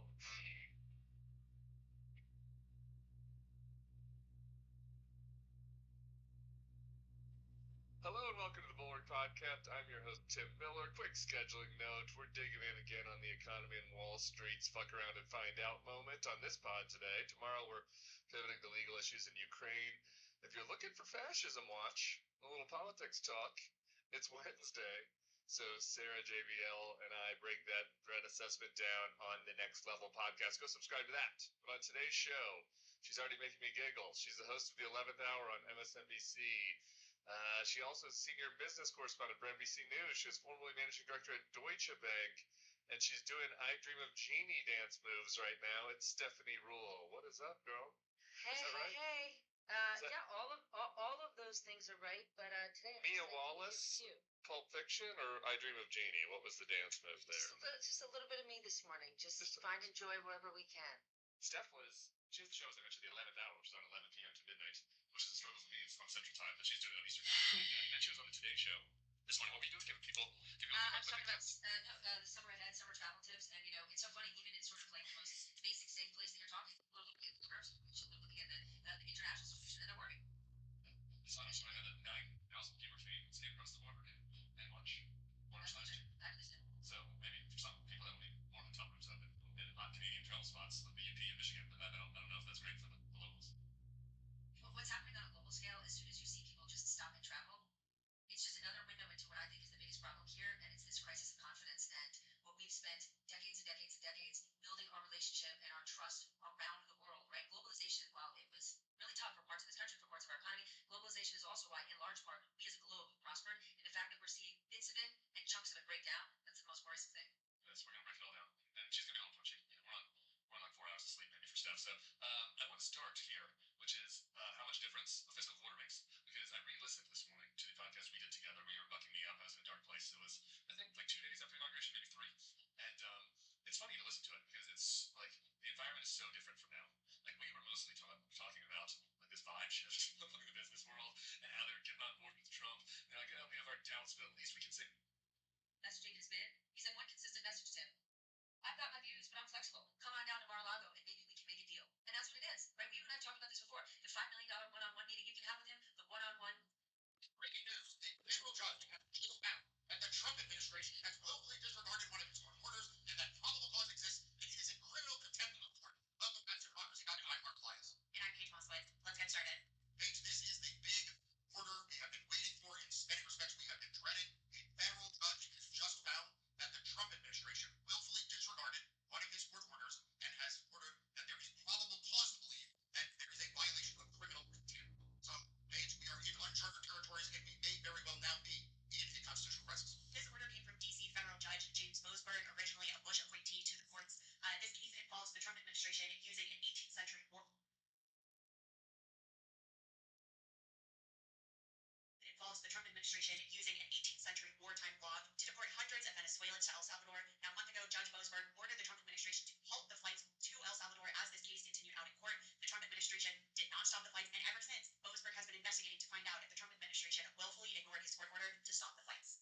Yeah, this is a blockbuster development. I mean, I cannot express to you how rare it is, how absolutely extraordinary it is for a federal judge to tell the federal government to stop doing the thing you are doing, and for the federal government not only to continue to do it, but to then essentially mock the judge, tell the judge he doesn't have any power, that he doesn't understand the law, he doesn't understand his own order, and basically dare him to find that they willfully violated the order. And when you willfully violate a court order, what happens next is you are held in contempt of court. To be honest with you, the judge here is showing remarkable restraint. I mean, the judge could just say, you are in contempt, period. Instead, what the judge is doing is saying, look, I'm going to give you an opportunity to purge your contempt. I'm going to give you an opportunity to admit that what you did is wrong, fix it, and we can talk nature about what that looks like, fixing it now.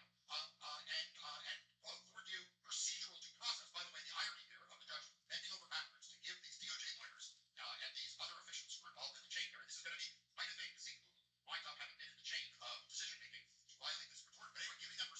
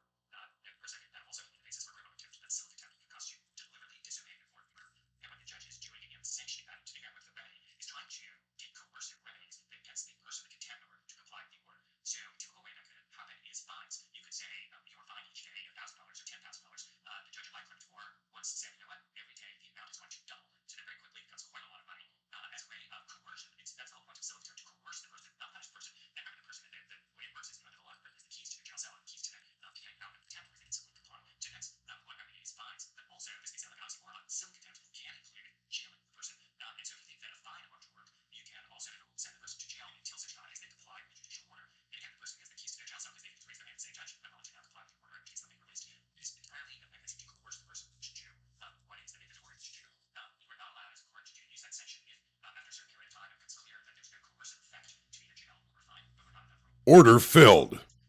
is literally based on the exact same facts, which is you're disobeying your court order. But rather than so you just need to coerce you to comply, essentially alleged. So here's an example of how that worked with respect to local and Steve Bannon had been accused of and ultimately convicted of refusing to comply with congressional subpoena. And he was very civil contempt of that, but he was charged and actually criminally convicted shortly before his criminal case. He told the judge, hey, I'm going to comply with the order. Well, that's fine, that deals with the civil contempt part, but that's irrelevant to the criminal contempt part.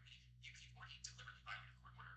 Whether you comply eventually or not doesn't matter in terms of the punishment, criminal punishment for violating the court order. So it's criminal contempt, and it's completely independent and separate from civil contempt. Very often, when you see this with Judge Boasberg, he has said that if the government complies with his order, he will not go further and seek criminal contempt as to specific individuals that he's going to ferret out or violation of his order. So he's holding that as a piece sort of down saying that if you comply with a order facility, then what will to get you the second part, which is criminal contempt, because it's discretion to do the basis of law, but that's the proper way to proceed in circumstances. If the government doesn't comply with this order, then he is proceeding on the criminal side. And one of the things he says there is that he gives the defense of the case or the name of this case, stateless and sort of all that's she's true. That sort of thing. Because actually contempt is a condition. There is no authority that the court provides the market justice opportunity to prosecute it. They say there, the court can actually appoint a prosecutor, and that prosecutor will get the court and can go forward in prosecuting this matter. Actually, a case here in New York that was presided over by Judge Kaplan, where he found somebody to be in criminal contempt and he appointed a prosecutor, and the case was the prosecutor before a circuit judge and was convicted of criminal contempt. And finally, some people have asked about the president can pardon his way out of this, and I think it is a highly unlikely that pardon would ever apply to civil contempt. It's a civil remedy, and it's there for the court to basically coerce someone to get them to comply with the court order. So pardon is more a criminal violation, not a civil violation. Remember that civil contempt can include a fine and can include jail, and these are all things that are tools in Judge Boasberg's arsenal. But big picture is you now have a federal judge. What's going on, everybody? It's Bert Cannon when you're riding at the Phoenix Skyhawk International Airport on a domestic flight from San Francisco with American Airlines. This here is Terminal. All right, we arrived in Phoenix, Arizona at Airport 40.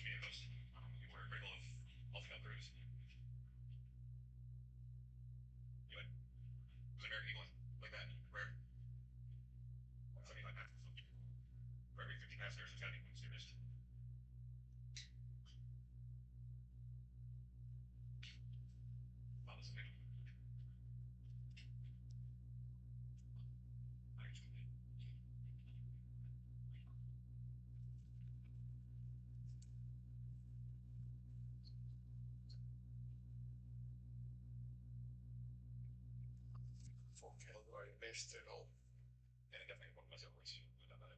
Oh, see, they never told me I just fucking won. All right. Well, just as a check. Expediting the global entry takes 14 months, they said, which it doesn't. That's what you're trying to say.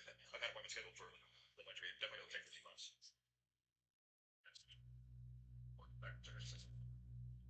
Look, legally, a few months out though. So that's one time.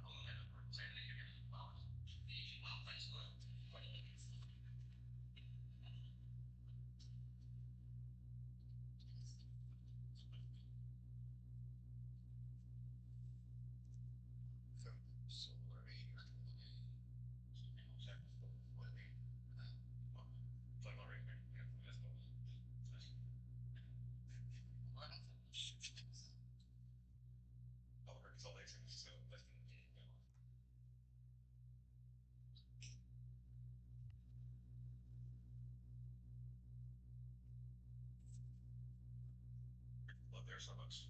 Transfer my Starbucks. Picture. Okay. I'm back. The bottom of my phone. I changed my very hair. Says not too long, but I'm going to go with one. Right here. She's like, my process. It's not that's fine. It's hot now.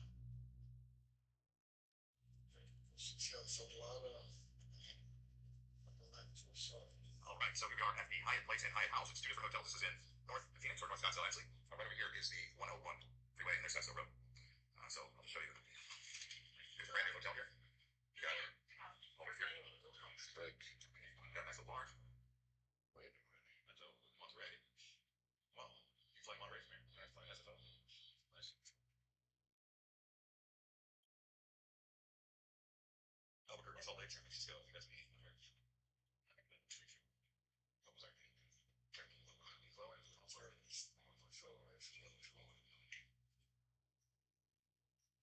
Love their Starbucks. Transfer my Starbucks. Picture. Okay. So I'm here now.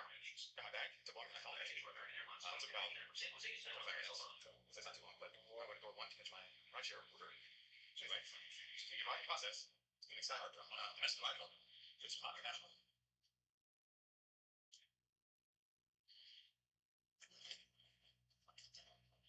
All right, so here we are at the Hyatt Place and Hyatt House. It's two different hotels. This is in North Phoenix or North Scottsdale, actually. Right over here is the 101 freeway and there's Scottsdale Road. So I'll show you. Here's a brand new hotel here. You got it. All this here. Got a nice little bar. Anyways, a lot of hotels here in Arizona are modern and new, especially in Scottsdale. Anyways, hope you guys enjoy your ride into Phoenix, and we'll see you on the next one.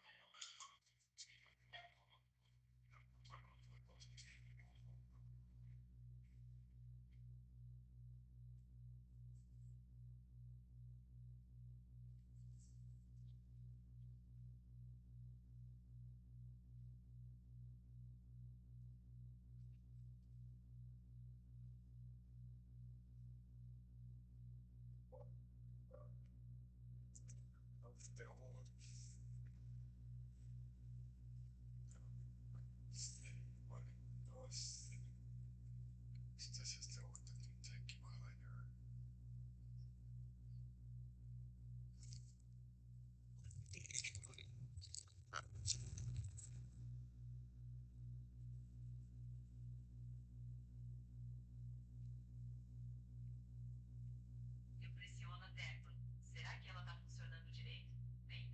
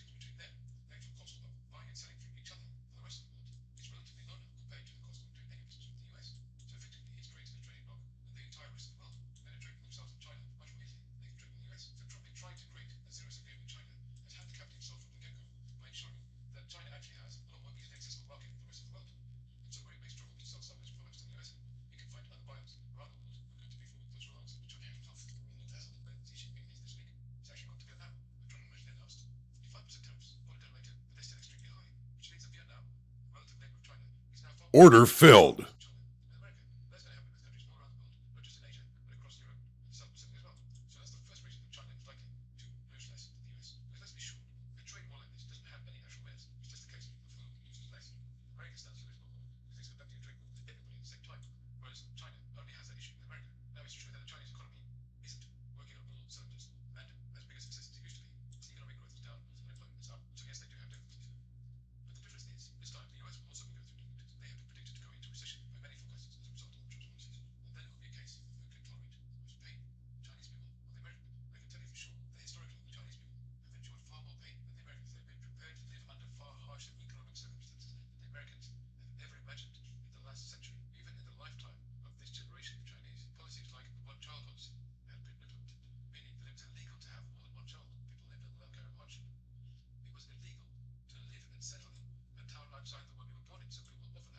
Order filled.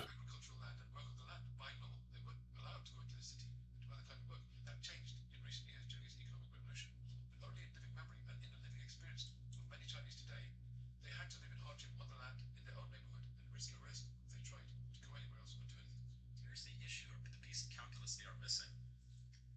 When Americans when they're watching the Logan Paul Mike Tyson fight, and it starts, the bandwidth slows down, they go fucking ape shit, and they call their cable company. See here today.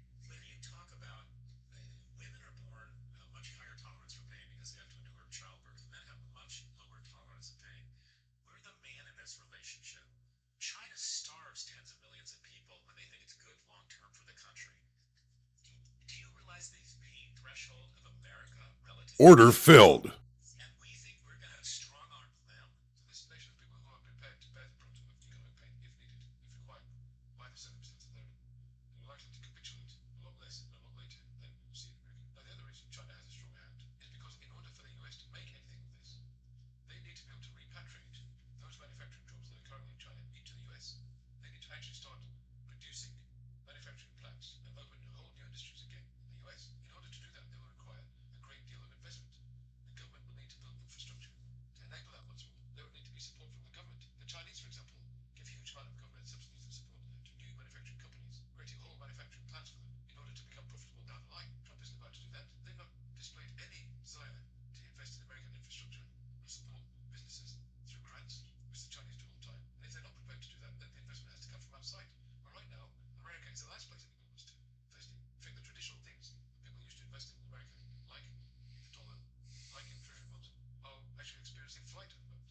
People are avoiding them. American stocks in general are being de-invested right now. So where's that investment going to come from? Where's that prioritization going to come from? Where's that infrastructure building going to come from? To enable those industries that America will have to Order filled.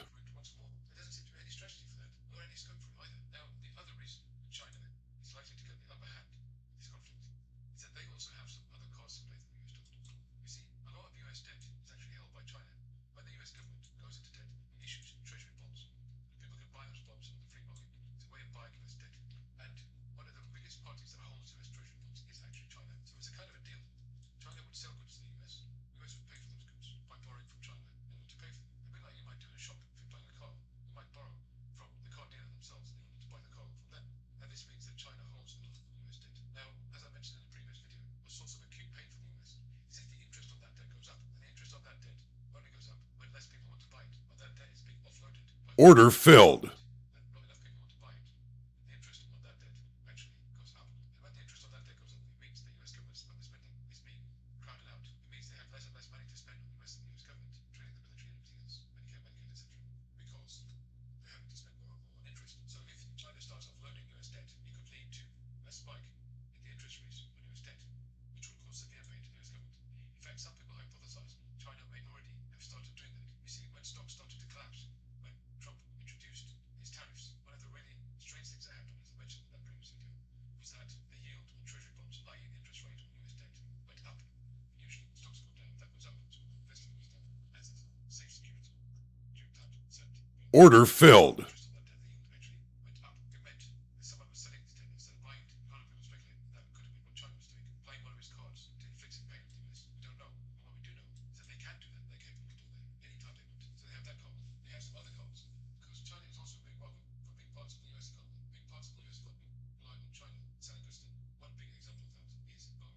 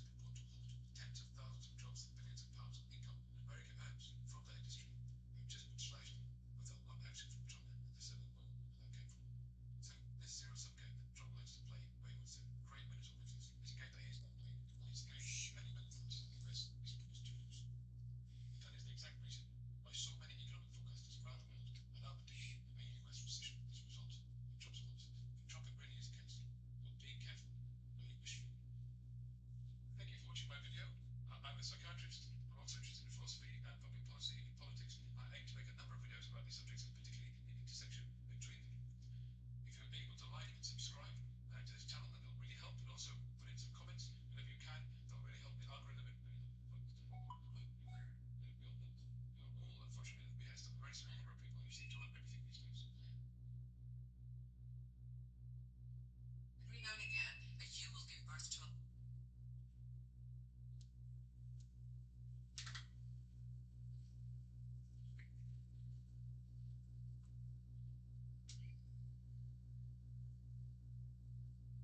Every now and again, a ewe will give birth to a lamb and immediately reject that lamb. In fact, she'll kick it away if the shepherd tries to reintroduce the lamb to her. And so the shepherd has to intervene. They call them bummer lambs. And if he doesn't intervene, that little one will die not of hunger, but of a broken spirit. So he takes the lamb into his home, and he'll keep it warm by the fire and feed it with a bottle. And at some point during every day, he'll pick that little lamb up and hold it close to his chest and talk to it. And once the lamb is strong and able to go back to the flock, he'll place it back with the flock. But I got to see this, which I just loved. In the morning, when the shepherd comes out and stands at the edge of the field, and he calls out, sheep, sheep, sheep. Order filled. He wants to run to him with the bummer lambs because they know his voice. It's not, he doesn't love them more than the rest, but they know him and they trust him. And I will be the bummer lamb for the rest of my life. And it's not as if Jesus.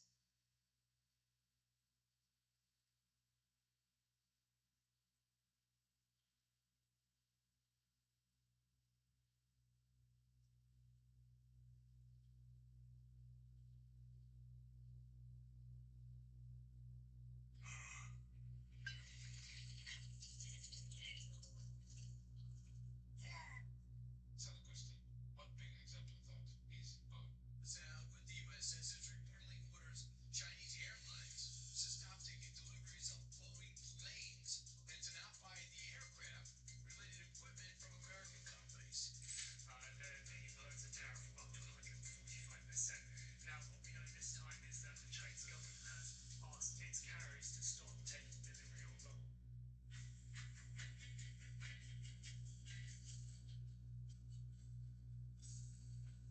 Hello and welcome to the Rest is Politics US. I'm Anthony Scarrow. I am getting a little late to this recording. I'm so sorry, Anthony. I rushed. I haven't had my coffee, but maybe somebody's going to bring me one in, so we may have a little coffee break. That's okay. You're entitled to be a little late given some of my tardiness in life. So we're going to talk about Trump's war with the Ivy League, and we're going to talk about Harvard hitting back. We finally found a large-scale institution in the United States willing to hit back at the administration. We're going to talk a little bit about the revenge tour that Trump is doing now. Is this now in full swing? And then, Kenny, in the second half, we're going to talk about my favorite topic, your probably not so favorite topic, Wall Street, how they totally misread Donald Trump and the second-term playbook, and how they're paying the price now, and how they're all trying to figure out what to do. Lots of private calls, of course, and lots of talking to journalists off the record about what's going on because these guys are afraid of Trump. But we'll talk about that as well. Let's start with Harvard for a second, because I had an interesting conversation. I'll be vague about this, but let's just say there's 30 presidents on that list of people that signed that letter in support of Harvard. I talked to several of them last night. The story so far is the United States government does block grants out to some of our largest, most prestigious universities to do research, military research, healthcare research. It could be research that's top secret in nature. I can tell you that when I was at Tufts University in the mid-'80s, there were 2 Nobel Prize physicists there that got a block grant from the United States working on anti-ballistic missiles. People may remember it was Ronald Reagan that came out with the Star Wars speech that he was going to build these ABM systems. That research became the precursor to the Iron Dome, as an example, which is used with great success in Israel. And so the president has at his disposal discretionary investments, if you will, that can go into these universities, and he's holding back that money now on the universities, simply saying that He's not holding back all of it, right? Because the government spends $9 billion, and they're holding back $2 billion. That's what they've said they're going to do. they're holding back 2.2 billion for now, and he's threatening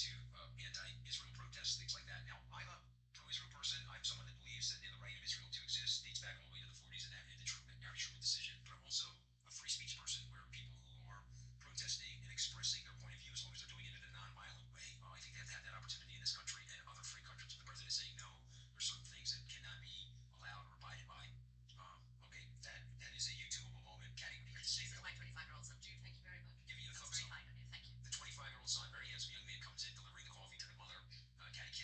There's an unbelievably smug expression on Caddy's face, which, yeah, I'm envious because I have no coffee here. I'm sitting in a hotel room, well, with no coffee, trying not to wake up certain people that are sleeping. Anyway, this is a big topic in the U.S. right now because it's the intersection of government using its force, government being an intimidator, government projecting policy in places where it never projected policy before. So Reagan, he may not have agreed with some of the liberal professors at Harvard, maybe didn't agree with some of the liberal students, but those block grants went into place. Barack Obama, he may not agree with certain things that happened at right-leaning universities. Those block grants went into place. We now Trump and his people. This is right out of Project 2025. We're going to flex on these universities. They told Columbia University we're canceling $400 million. One of Caddy's friends now, co-authors of 2 best-selling books, Claire Shipman, is now the president of Columbia. They've gone to, I guess, 2 presidents now as a result of the tumult going on at Columbia. But Harvard has taken a stand. Harvard has decided if you're not going to send us the money, it's no problem. We have a big enough endowment. We have to stand. I'm going to quote somebody that I spoke to last night. If we at Harvard don't take this stand, who will against this administration? And of course, the person also recommended to me to read the book, Caddy, How Democracies Die, which is a book that was pretty famous 24 months ago. I went back last night and looked through table of contents of that book and skimmed various sections of the book. The Trump administration is taking the playbook out of these books. They're trying to silence debate. They want to silence dissent in the country, and they want to flex and use the wheels of the federal government to take fixes. That's going on right now. And I'd love to have you back to stuff that Chris on this podcast. Yes, that's a lot and a great update of where we are. I think a couple of things are happening. Is one, it's becoming increasingly evident that the Trump administration really wants to do all they can and go as hard as they can for as long as they can, as fast as they can, to destroy liberal institutions. And by that I mean the institutions in American life and democracy that have tended to skew more liberal, that those they would see as academia, the federal government, the federal workforce, very often law firms. I'm told they are going to go after the broadcast industry next, particularly cable television news next. So they want to really stamp out what conservatives have seen for a long time as dominating these institutions, and that is a kind of left-leaning, liberal, elitist, educated tendency, bent, however you want to put it. And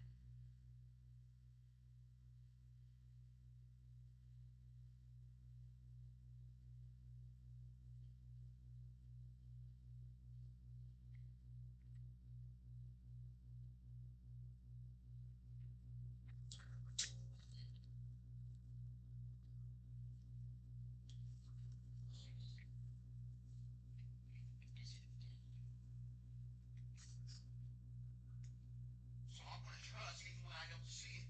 I'm going to hope even when I don't feel it. I'm going to keep praying even though it seems like my prayers are not being answered. And I'm going to claim the blood of the name of Jesus in my prayer because I know there is a war going on. I can't see it with my eyes. I'm still praying because you don't see it. There may be an unseen battle raging for your breakthrough. Because America is breaking. I don't see it.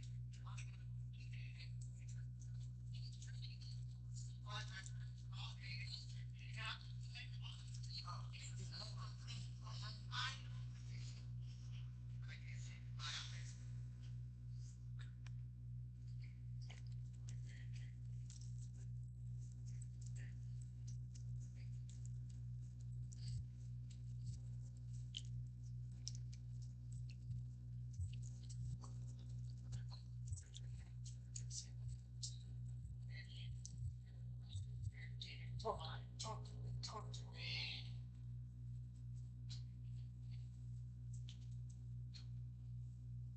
God. Oh, God, bless me. It's painful.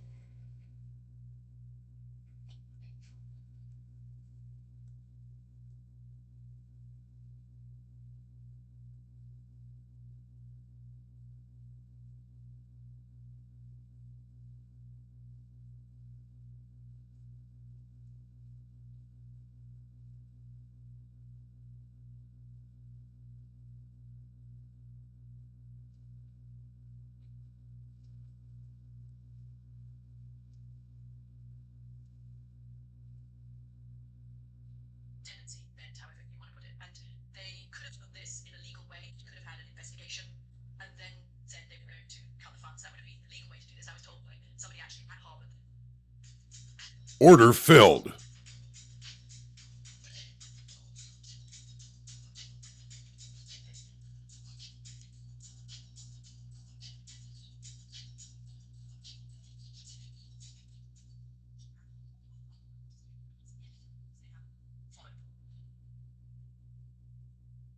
An Old Testament professor years ago, trying to help me understand the book of Job, said, do you notice how after Job says all these terrible prayers, because a lot of Job's prayers are very similar to this, he's always saying terrible things to God.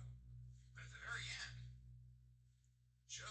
God says, Job has honored me, and he actually turns to Job's friends and says, you better ask Job to pray for you, or I'm going to slay you. Job has honored me, and you have not. And the Old Testament professor said, why in the world, after all those terrible prayers, would God say, Job honored me? And he says, the answer is, they were prayers. You see, Job was being angry, and he was complaining, and he was being angry, but he was being angry and complaining to God. He never walked away from God. He said, I don't understand you, God. I'm angry at you, but he never turned away. He stayed with God when he was getting nothing out of it, which means in the end.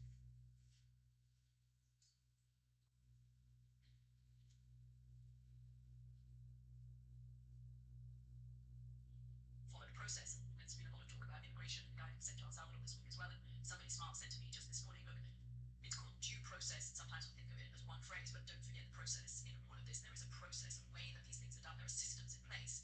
And in not following those systems, the administration is going afoul of the law. But their ethos is in the White House, move fast to break things. Let's see how fast we can get. Let's see how fast we can irrevocably change these elite universities, which for a long time have been in the crosshairs of conservatives in America. And there is a point that elite universities in the United States skew massively liberal.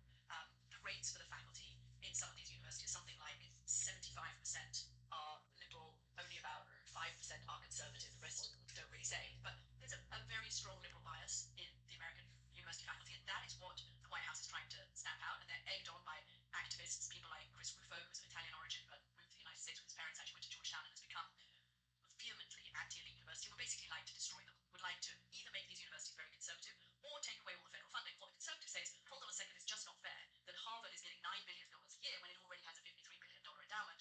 It gets $9 billion of federal funds, our taxpayers' money, and yet we're funding these organizations which are so clearly politically skewed. So that's kind of, I think I wanted to spell that out because that is the backdrop to what they are trying to do. And that's why they have quite a lot of support around the country. And there's not much tears being shed for Harvard University in Middle America at the moment. That they think this is a political win for them.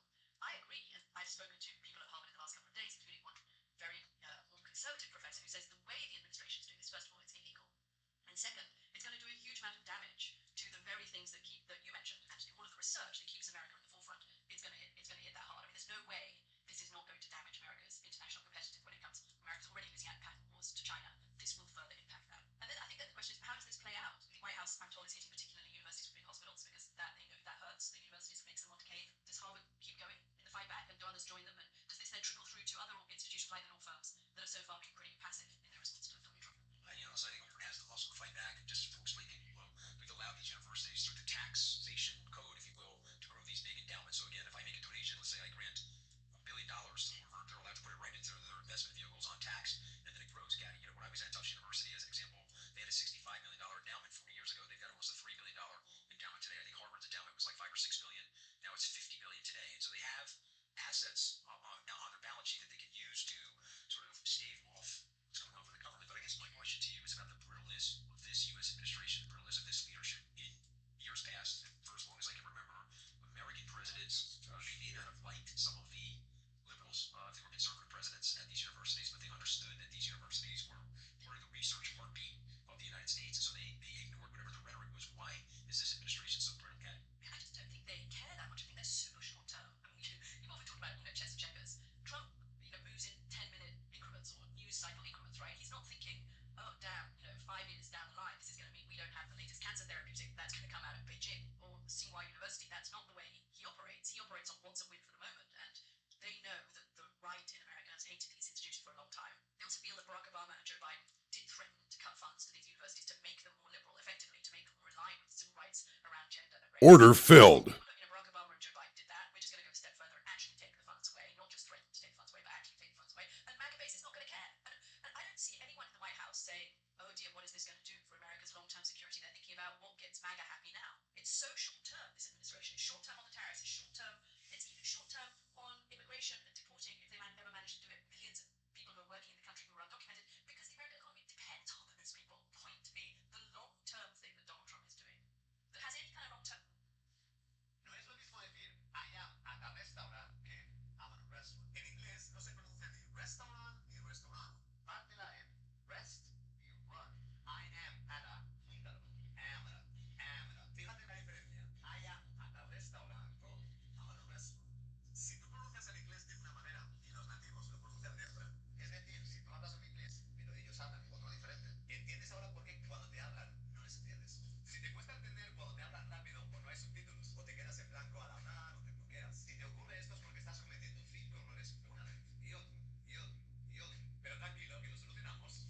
Así te invito a un evento online y gratuito de 3 días. De hecho, la clase solo dura 45 minutos, donde te garantizo que vas a aprender todo lo que tienes que hacer para poder hablar inglés completamente fluido y entender a los nativos a la primera en máximo 12 semanas. Sí, ¿lo has escuchado bien? He dicho 12 semanas. De hecho, te garantizo que en los 45 minutos que dura la clase aprenderás más que en todos los años que llevas de academias y de cursos. Quedan las últimas plazas para reservar la tuya gratuitamente. Clica en el link donde pone más información y nos vemos en un evento que ya va a cambiar.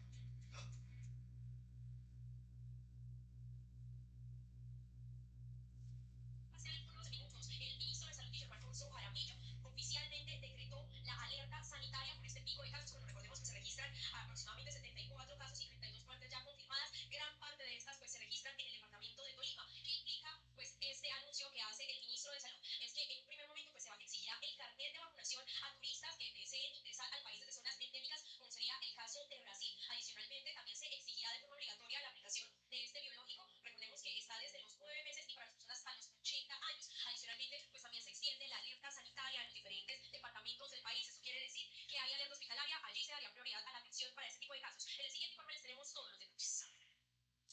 Bueno, Colombia enfrenta un brote por fiebre amarilla con 74 casos confirmados y 32 muertes por cuenta del virus. El gobierno anunció decretaría emergencia económica, en medida que fue respondida por el distrito, que advierte que para controlar el brote es necesaria la vacunación en zonas endémicas. Los casos en Bogotá no generan, señor presidente, casos secundarios. ¿Por qué? Porque en Bogotá no hay transmisión vectorial de esta enfermedad. Por lo mismo, no genera casos secundarios. Señor presidente, para controlar la fiebre amarilla, usted tiene que vacunar en áreas endémicas, en áreas que tienen las condiciones ambientales, que es 2/3 del país. Es ahí donde corta la cadena de transmisión. Ante la alerta, en Bogotá se ha intensificado la vacunación contra la fiebre amarilla de cara a la salida de viajeros, especialmente en sectores cálidos. Zonas como los llanos orientales, la Amazonía, la Orinoquía, Magdalena Medio, Tolima y norte de Santander están en alerta. En Bogotá no hay transmisión de fiebre amarilla. La razón por la cual Bogotá vacuna y lo hace intensamente contra la fiebre amarilla es porque de esta manera protegemos a los residentes de Bogotá, pero también a personas de tránsito a todo el país, migrantes internacionales, desplazados, personas viajeras. Es porque de esta manera protegemos sobre todo a aquellas personas que pueden adquirir la infección cuando viajan a las áreas endémicas y constituyen casos importados por temperatura por altura. Bogotá está a 2.600 metros de altura y por ejemplo se puede por debajo de 1.500 metros, 1.200 metros sobre el nivel del mar. O sea, no hay transmisión activa acá. Hay que recordar que la fiebre amarilla no transmite persona a persona, es decir, mosquito pica al enfermo y los pica al sano, no transmite. Para las personas que han tomado la decisión de viajar a alguna región del país por debajo de los 200 metros, tengan en cuenta que hay presencia de mosquito y es responsable de la transmisión del virus del dengue, de chikungunya, zika y también ahora fiebre amarilla, especialmente en algunas regiones del Tolima, de Huila y Amazonía. Bogotá también está responsable porque hay sobre todo en el Semana Santa. Entonces se espera que haya rebrotes después de Semana Santa por viajeros. Entonces los viajeros deben vacunarse al menos 10 días antes. Es decir, ya se está actuando, no es necesaria la emergencia económica porque no se está presentando un hecho inusual. Entonces nos parece exagerado esta medida. Además, Bogotá está actuando. Mientras que es el departamento de Tolima uno de los más impactados por el virus, cuando registra al 15 de abril 58 casos confirmados y 23 muertes por fiebre amarilla. Monday es uno de los municipios que reporta casos. Nosotros hemos tenido ya 15 casos positivos, de los cuales 5 han fallecido en nuestro municipio. El departamento de Cundinamarca sigue en estado de alerta ante un posible brote. Son al menos 22 municipios que estarían en riesgo, como es el caso de Girardot, La Palma, Paduas, Ubicaute, por lo que se intensificará la vigilancia y la vacunación. Y si esta noticia le interesó o quiere conocer más, no olviden suscribirse en nuestro canal de YouTube Selfies, visitar tiempo.com o seguirnos en nuestras redes sociales.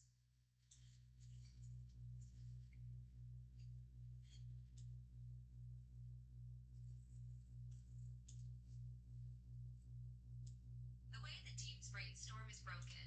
They're working on a whiteboard that's disconnected from the rest of their work, and it's killing team creativity. But for the first time, there's a platform that fixes it by combining everything you need. Whiteboards,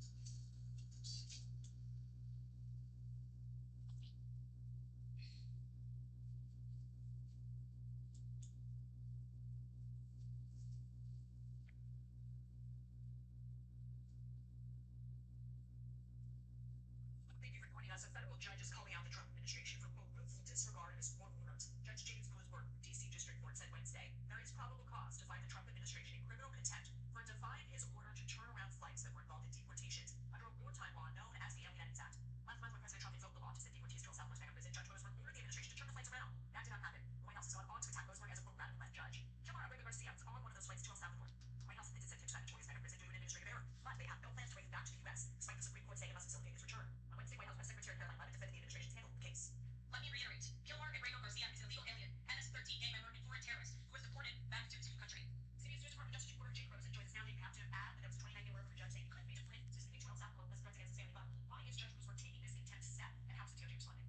Well, the central argument really for the Department of Justice here in not giving Judge Bluesberg any of the answers that he sought on these flights is that these arguments that because of the negotiations that went on between the Salvadoran government and White House in terms of arranging these flights, but also they claim that there's sensitive operation details about these how they move these migrants to this airspace. Order filled. Judge Bluesberg said that he was actually asking for any of that. He just wanted to know flight and operational details about where the planes were when he issued his order and other how many things specifically were on those flights, etc. The big thing that we have to remember here is that Bluesberg started these proceedings before the Supreme Court struck down his order that blocked these deportations. Order filled. In most of the country, but Judge Bluesberg has not let these proceedings go. The Department of Justice here basically provided an estimate of Bluesberg with no answers for this entire process, and then he told a couple people in the Justice and State Department, Department of Homeland Security, that the judge had ordered those flights to turn around, but the attorney has not said the White House made the decision to keep those flights going. Bluesberg said he's going to get to the bottom of it, even if he has to be quiet in his testimony. And yes, Jake Bluesberg doesn't for this criminal prosecution and just mean to the Justice Department must in that case the Trump administration's Justice Department.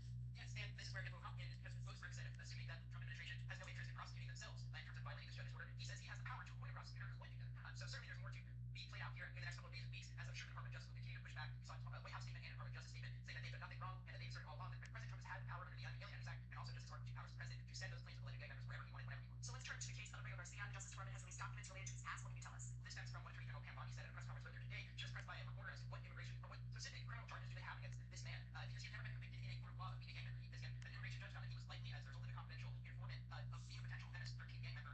These documents have nothing new to them, but I would just like to point out that there are other allegations that the Department of Homeland Security and its spokesperson has been making online accusing him of potentially abusing his wife. I just want to give a brief recap for our audience. The court records show that his wife sought a protective order in 2021 against him for alleged domestic abuse, and then that temporary order was dismissed after his wife failed to show up for a court proceeding. The case really, we don't have any more details. There are allegations out there that he was physical with her or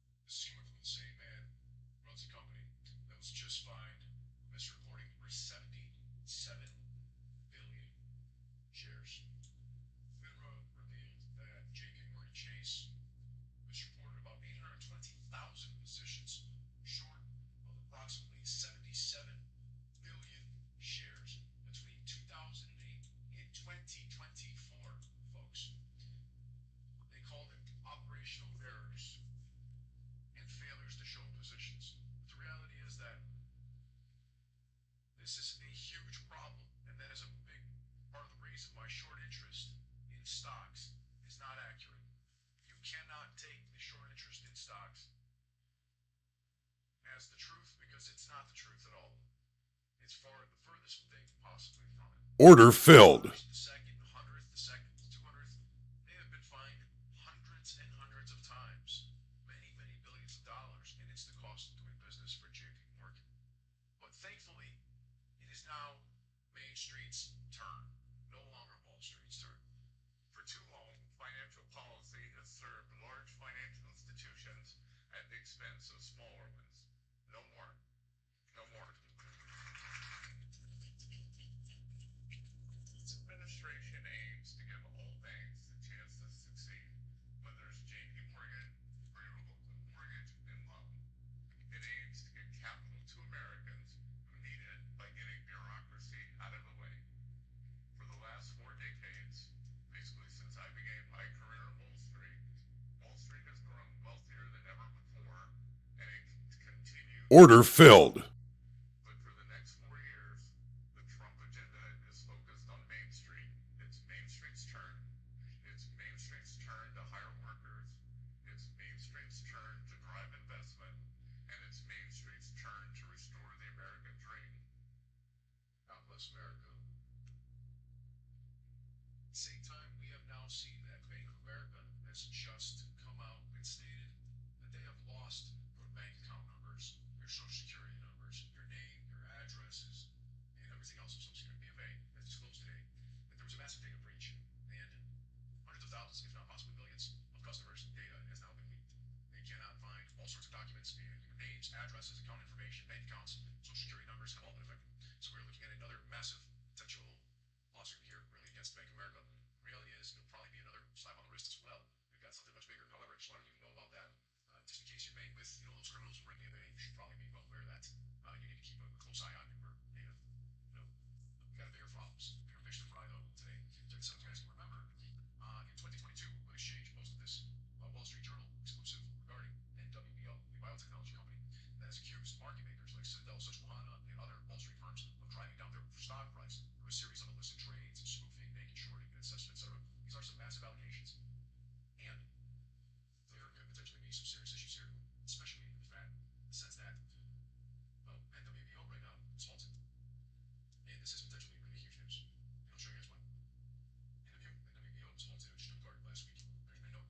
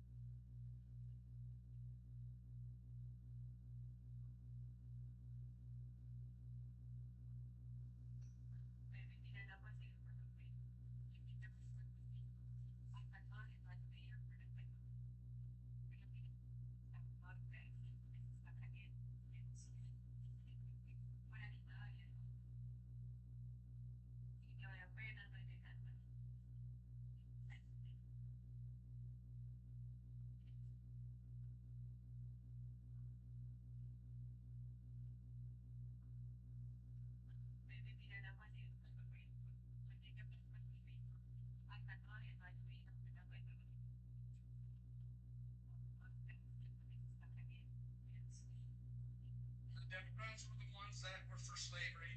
The Democrats were the ones that came up the Jim Crow stuff. Even if all of that were true about slavery, which party flies the Confederate flag today? A lot of the Democrats. You really think Democrats fly the Confederate flag? There's Democrats that, yes. Overwhelmingly, you'll see a Confederate flag right next to a Trump flag. That's just how it works. I haven't seen that overwhelmingly. Really? You think, was it Democrats or Republicans trying to take down Confederate statues? Confederate statues? Which party was trying to take down Confederate statues? What's the statue got to do with? Well, you're saying that Democrats are pro-Confederate, but weren't Democrats trying to remove Confederate statues? Why are they doing that? Because they're anti-Confederate. No, they're not. Why are they trying to remove the statues then? Because they're trying to change the history of our country. You know what? Take a camera and go interview all these black people that are here, okay? Yeah. And you ask them. The 3 black people that are here? If you ask them, the Democrats were the ones that were for slavery. The Democrats were the ones that. The way the teams rate storm is. Magna wants us to believe Kilmar Borrego Garcia is a dangerous MS-13 gang member.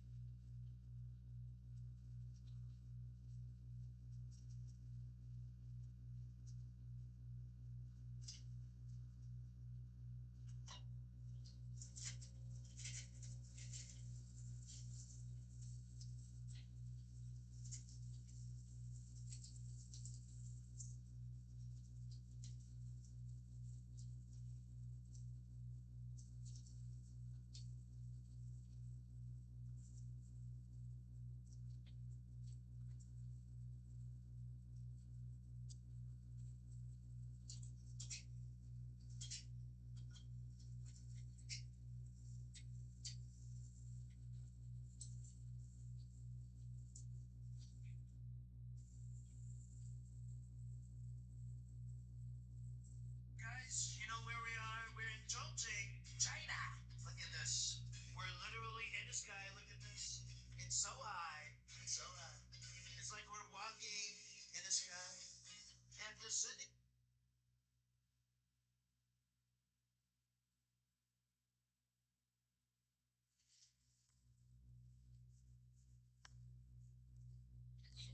Esta is going down. Order filled.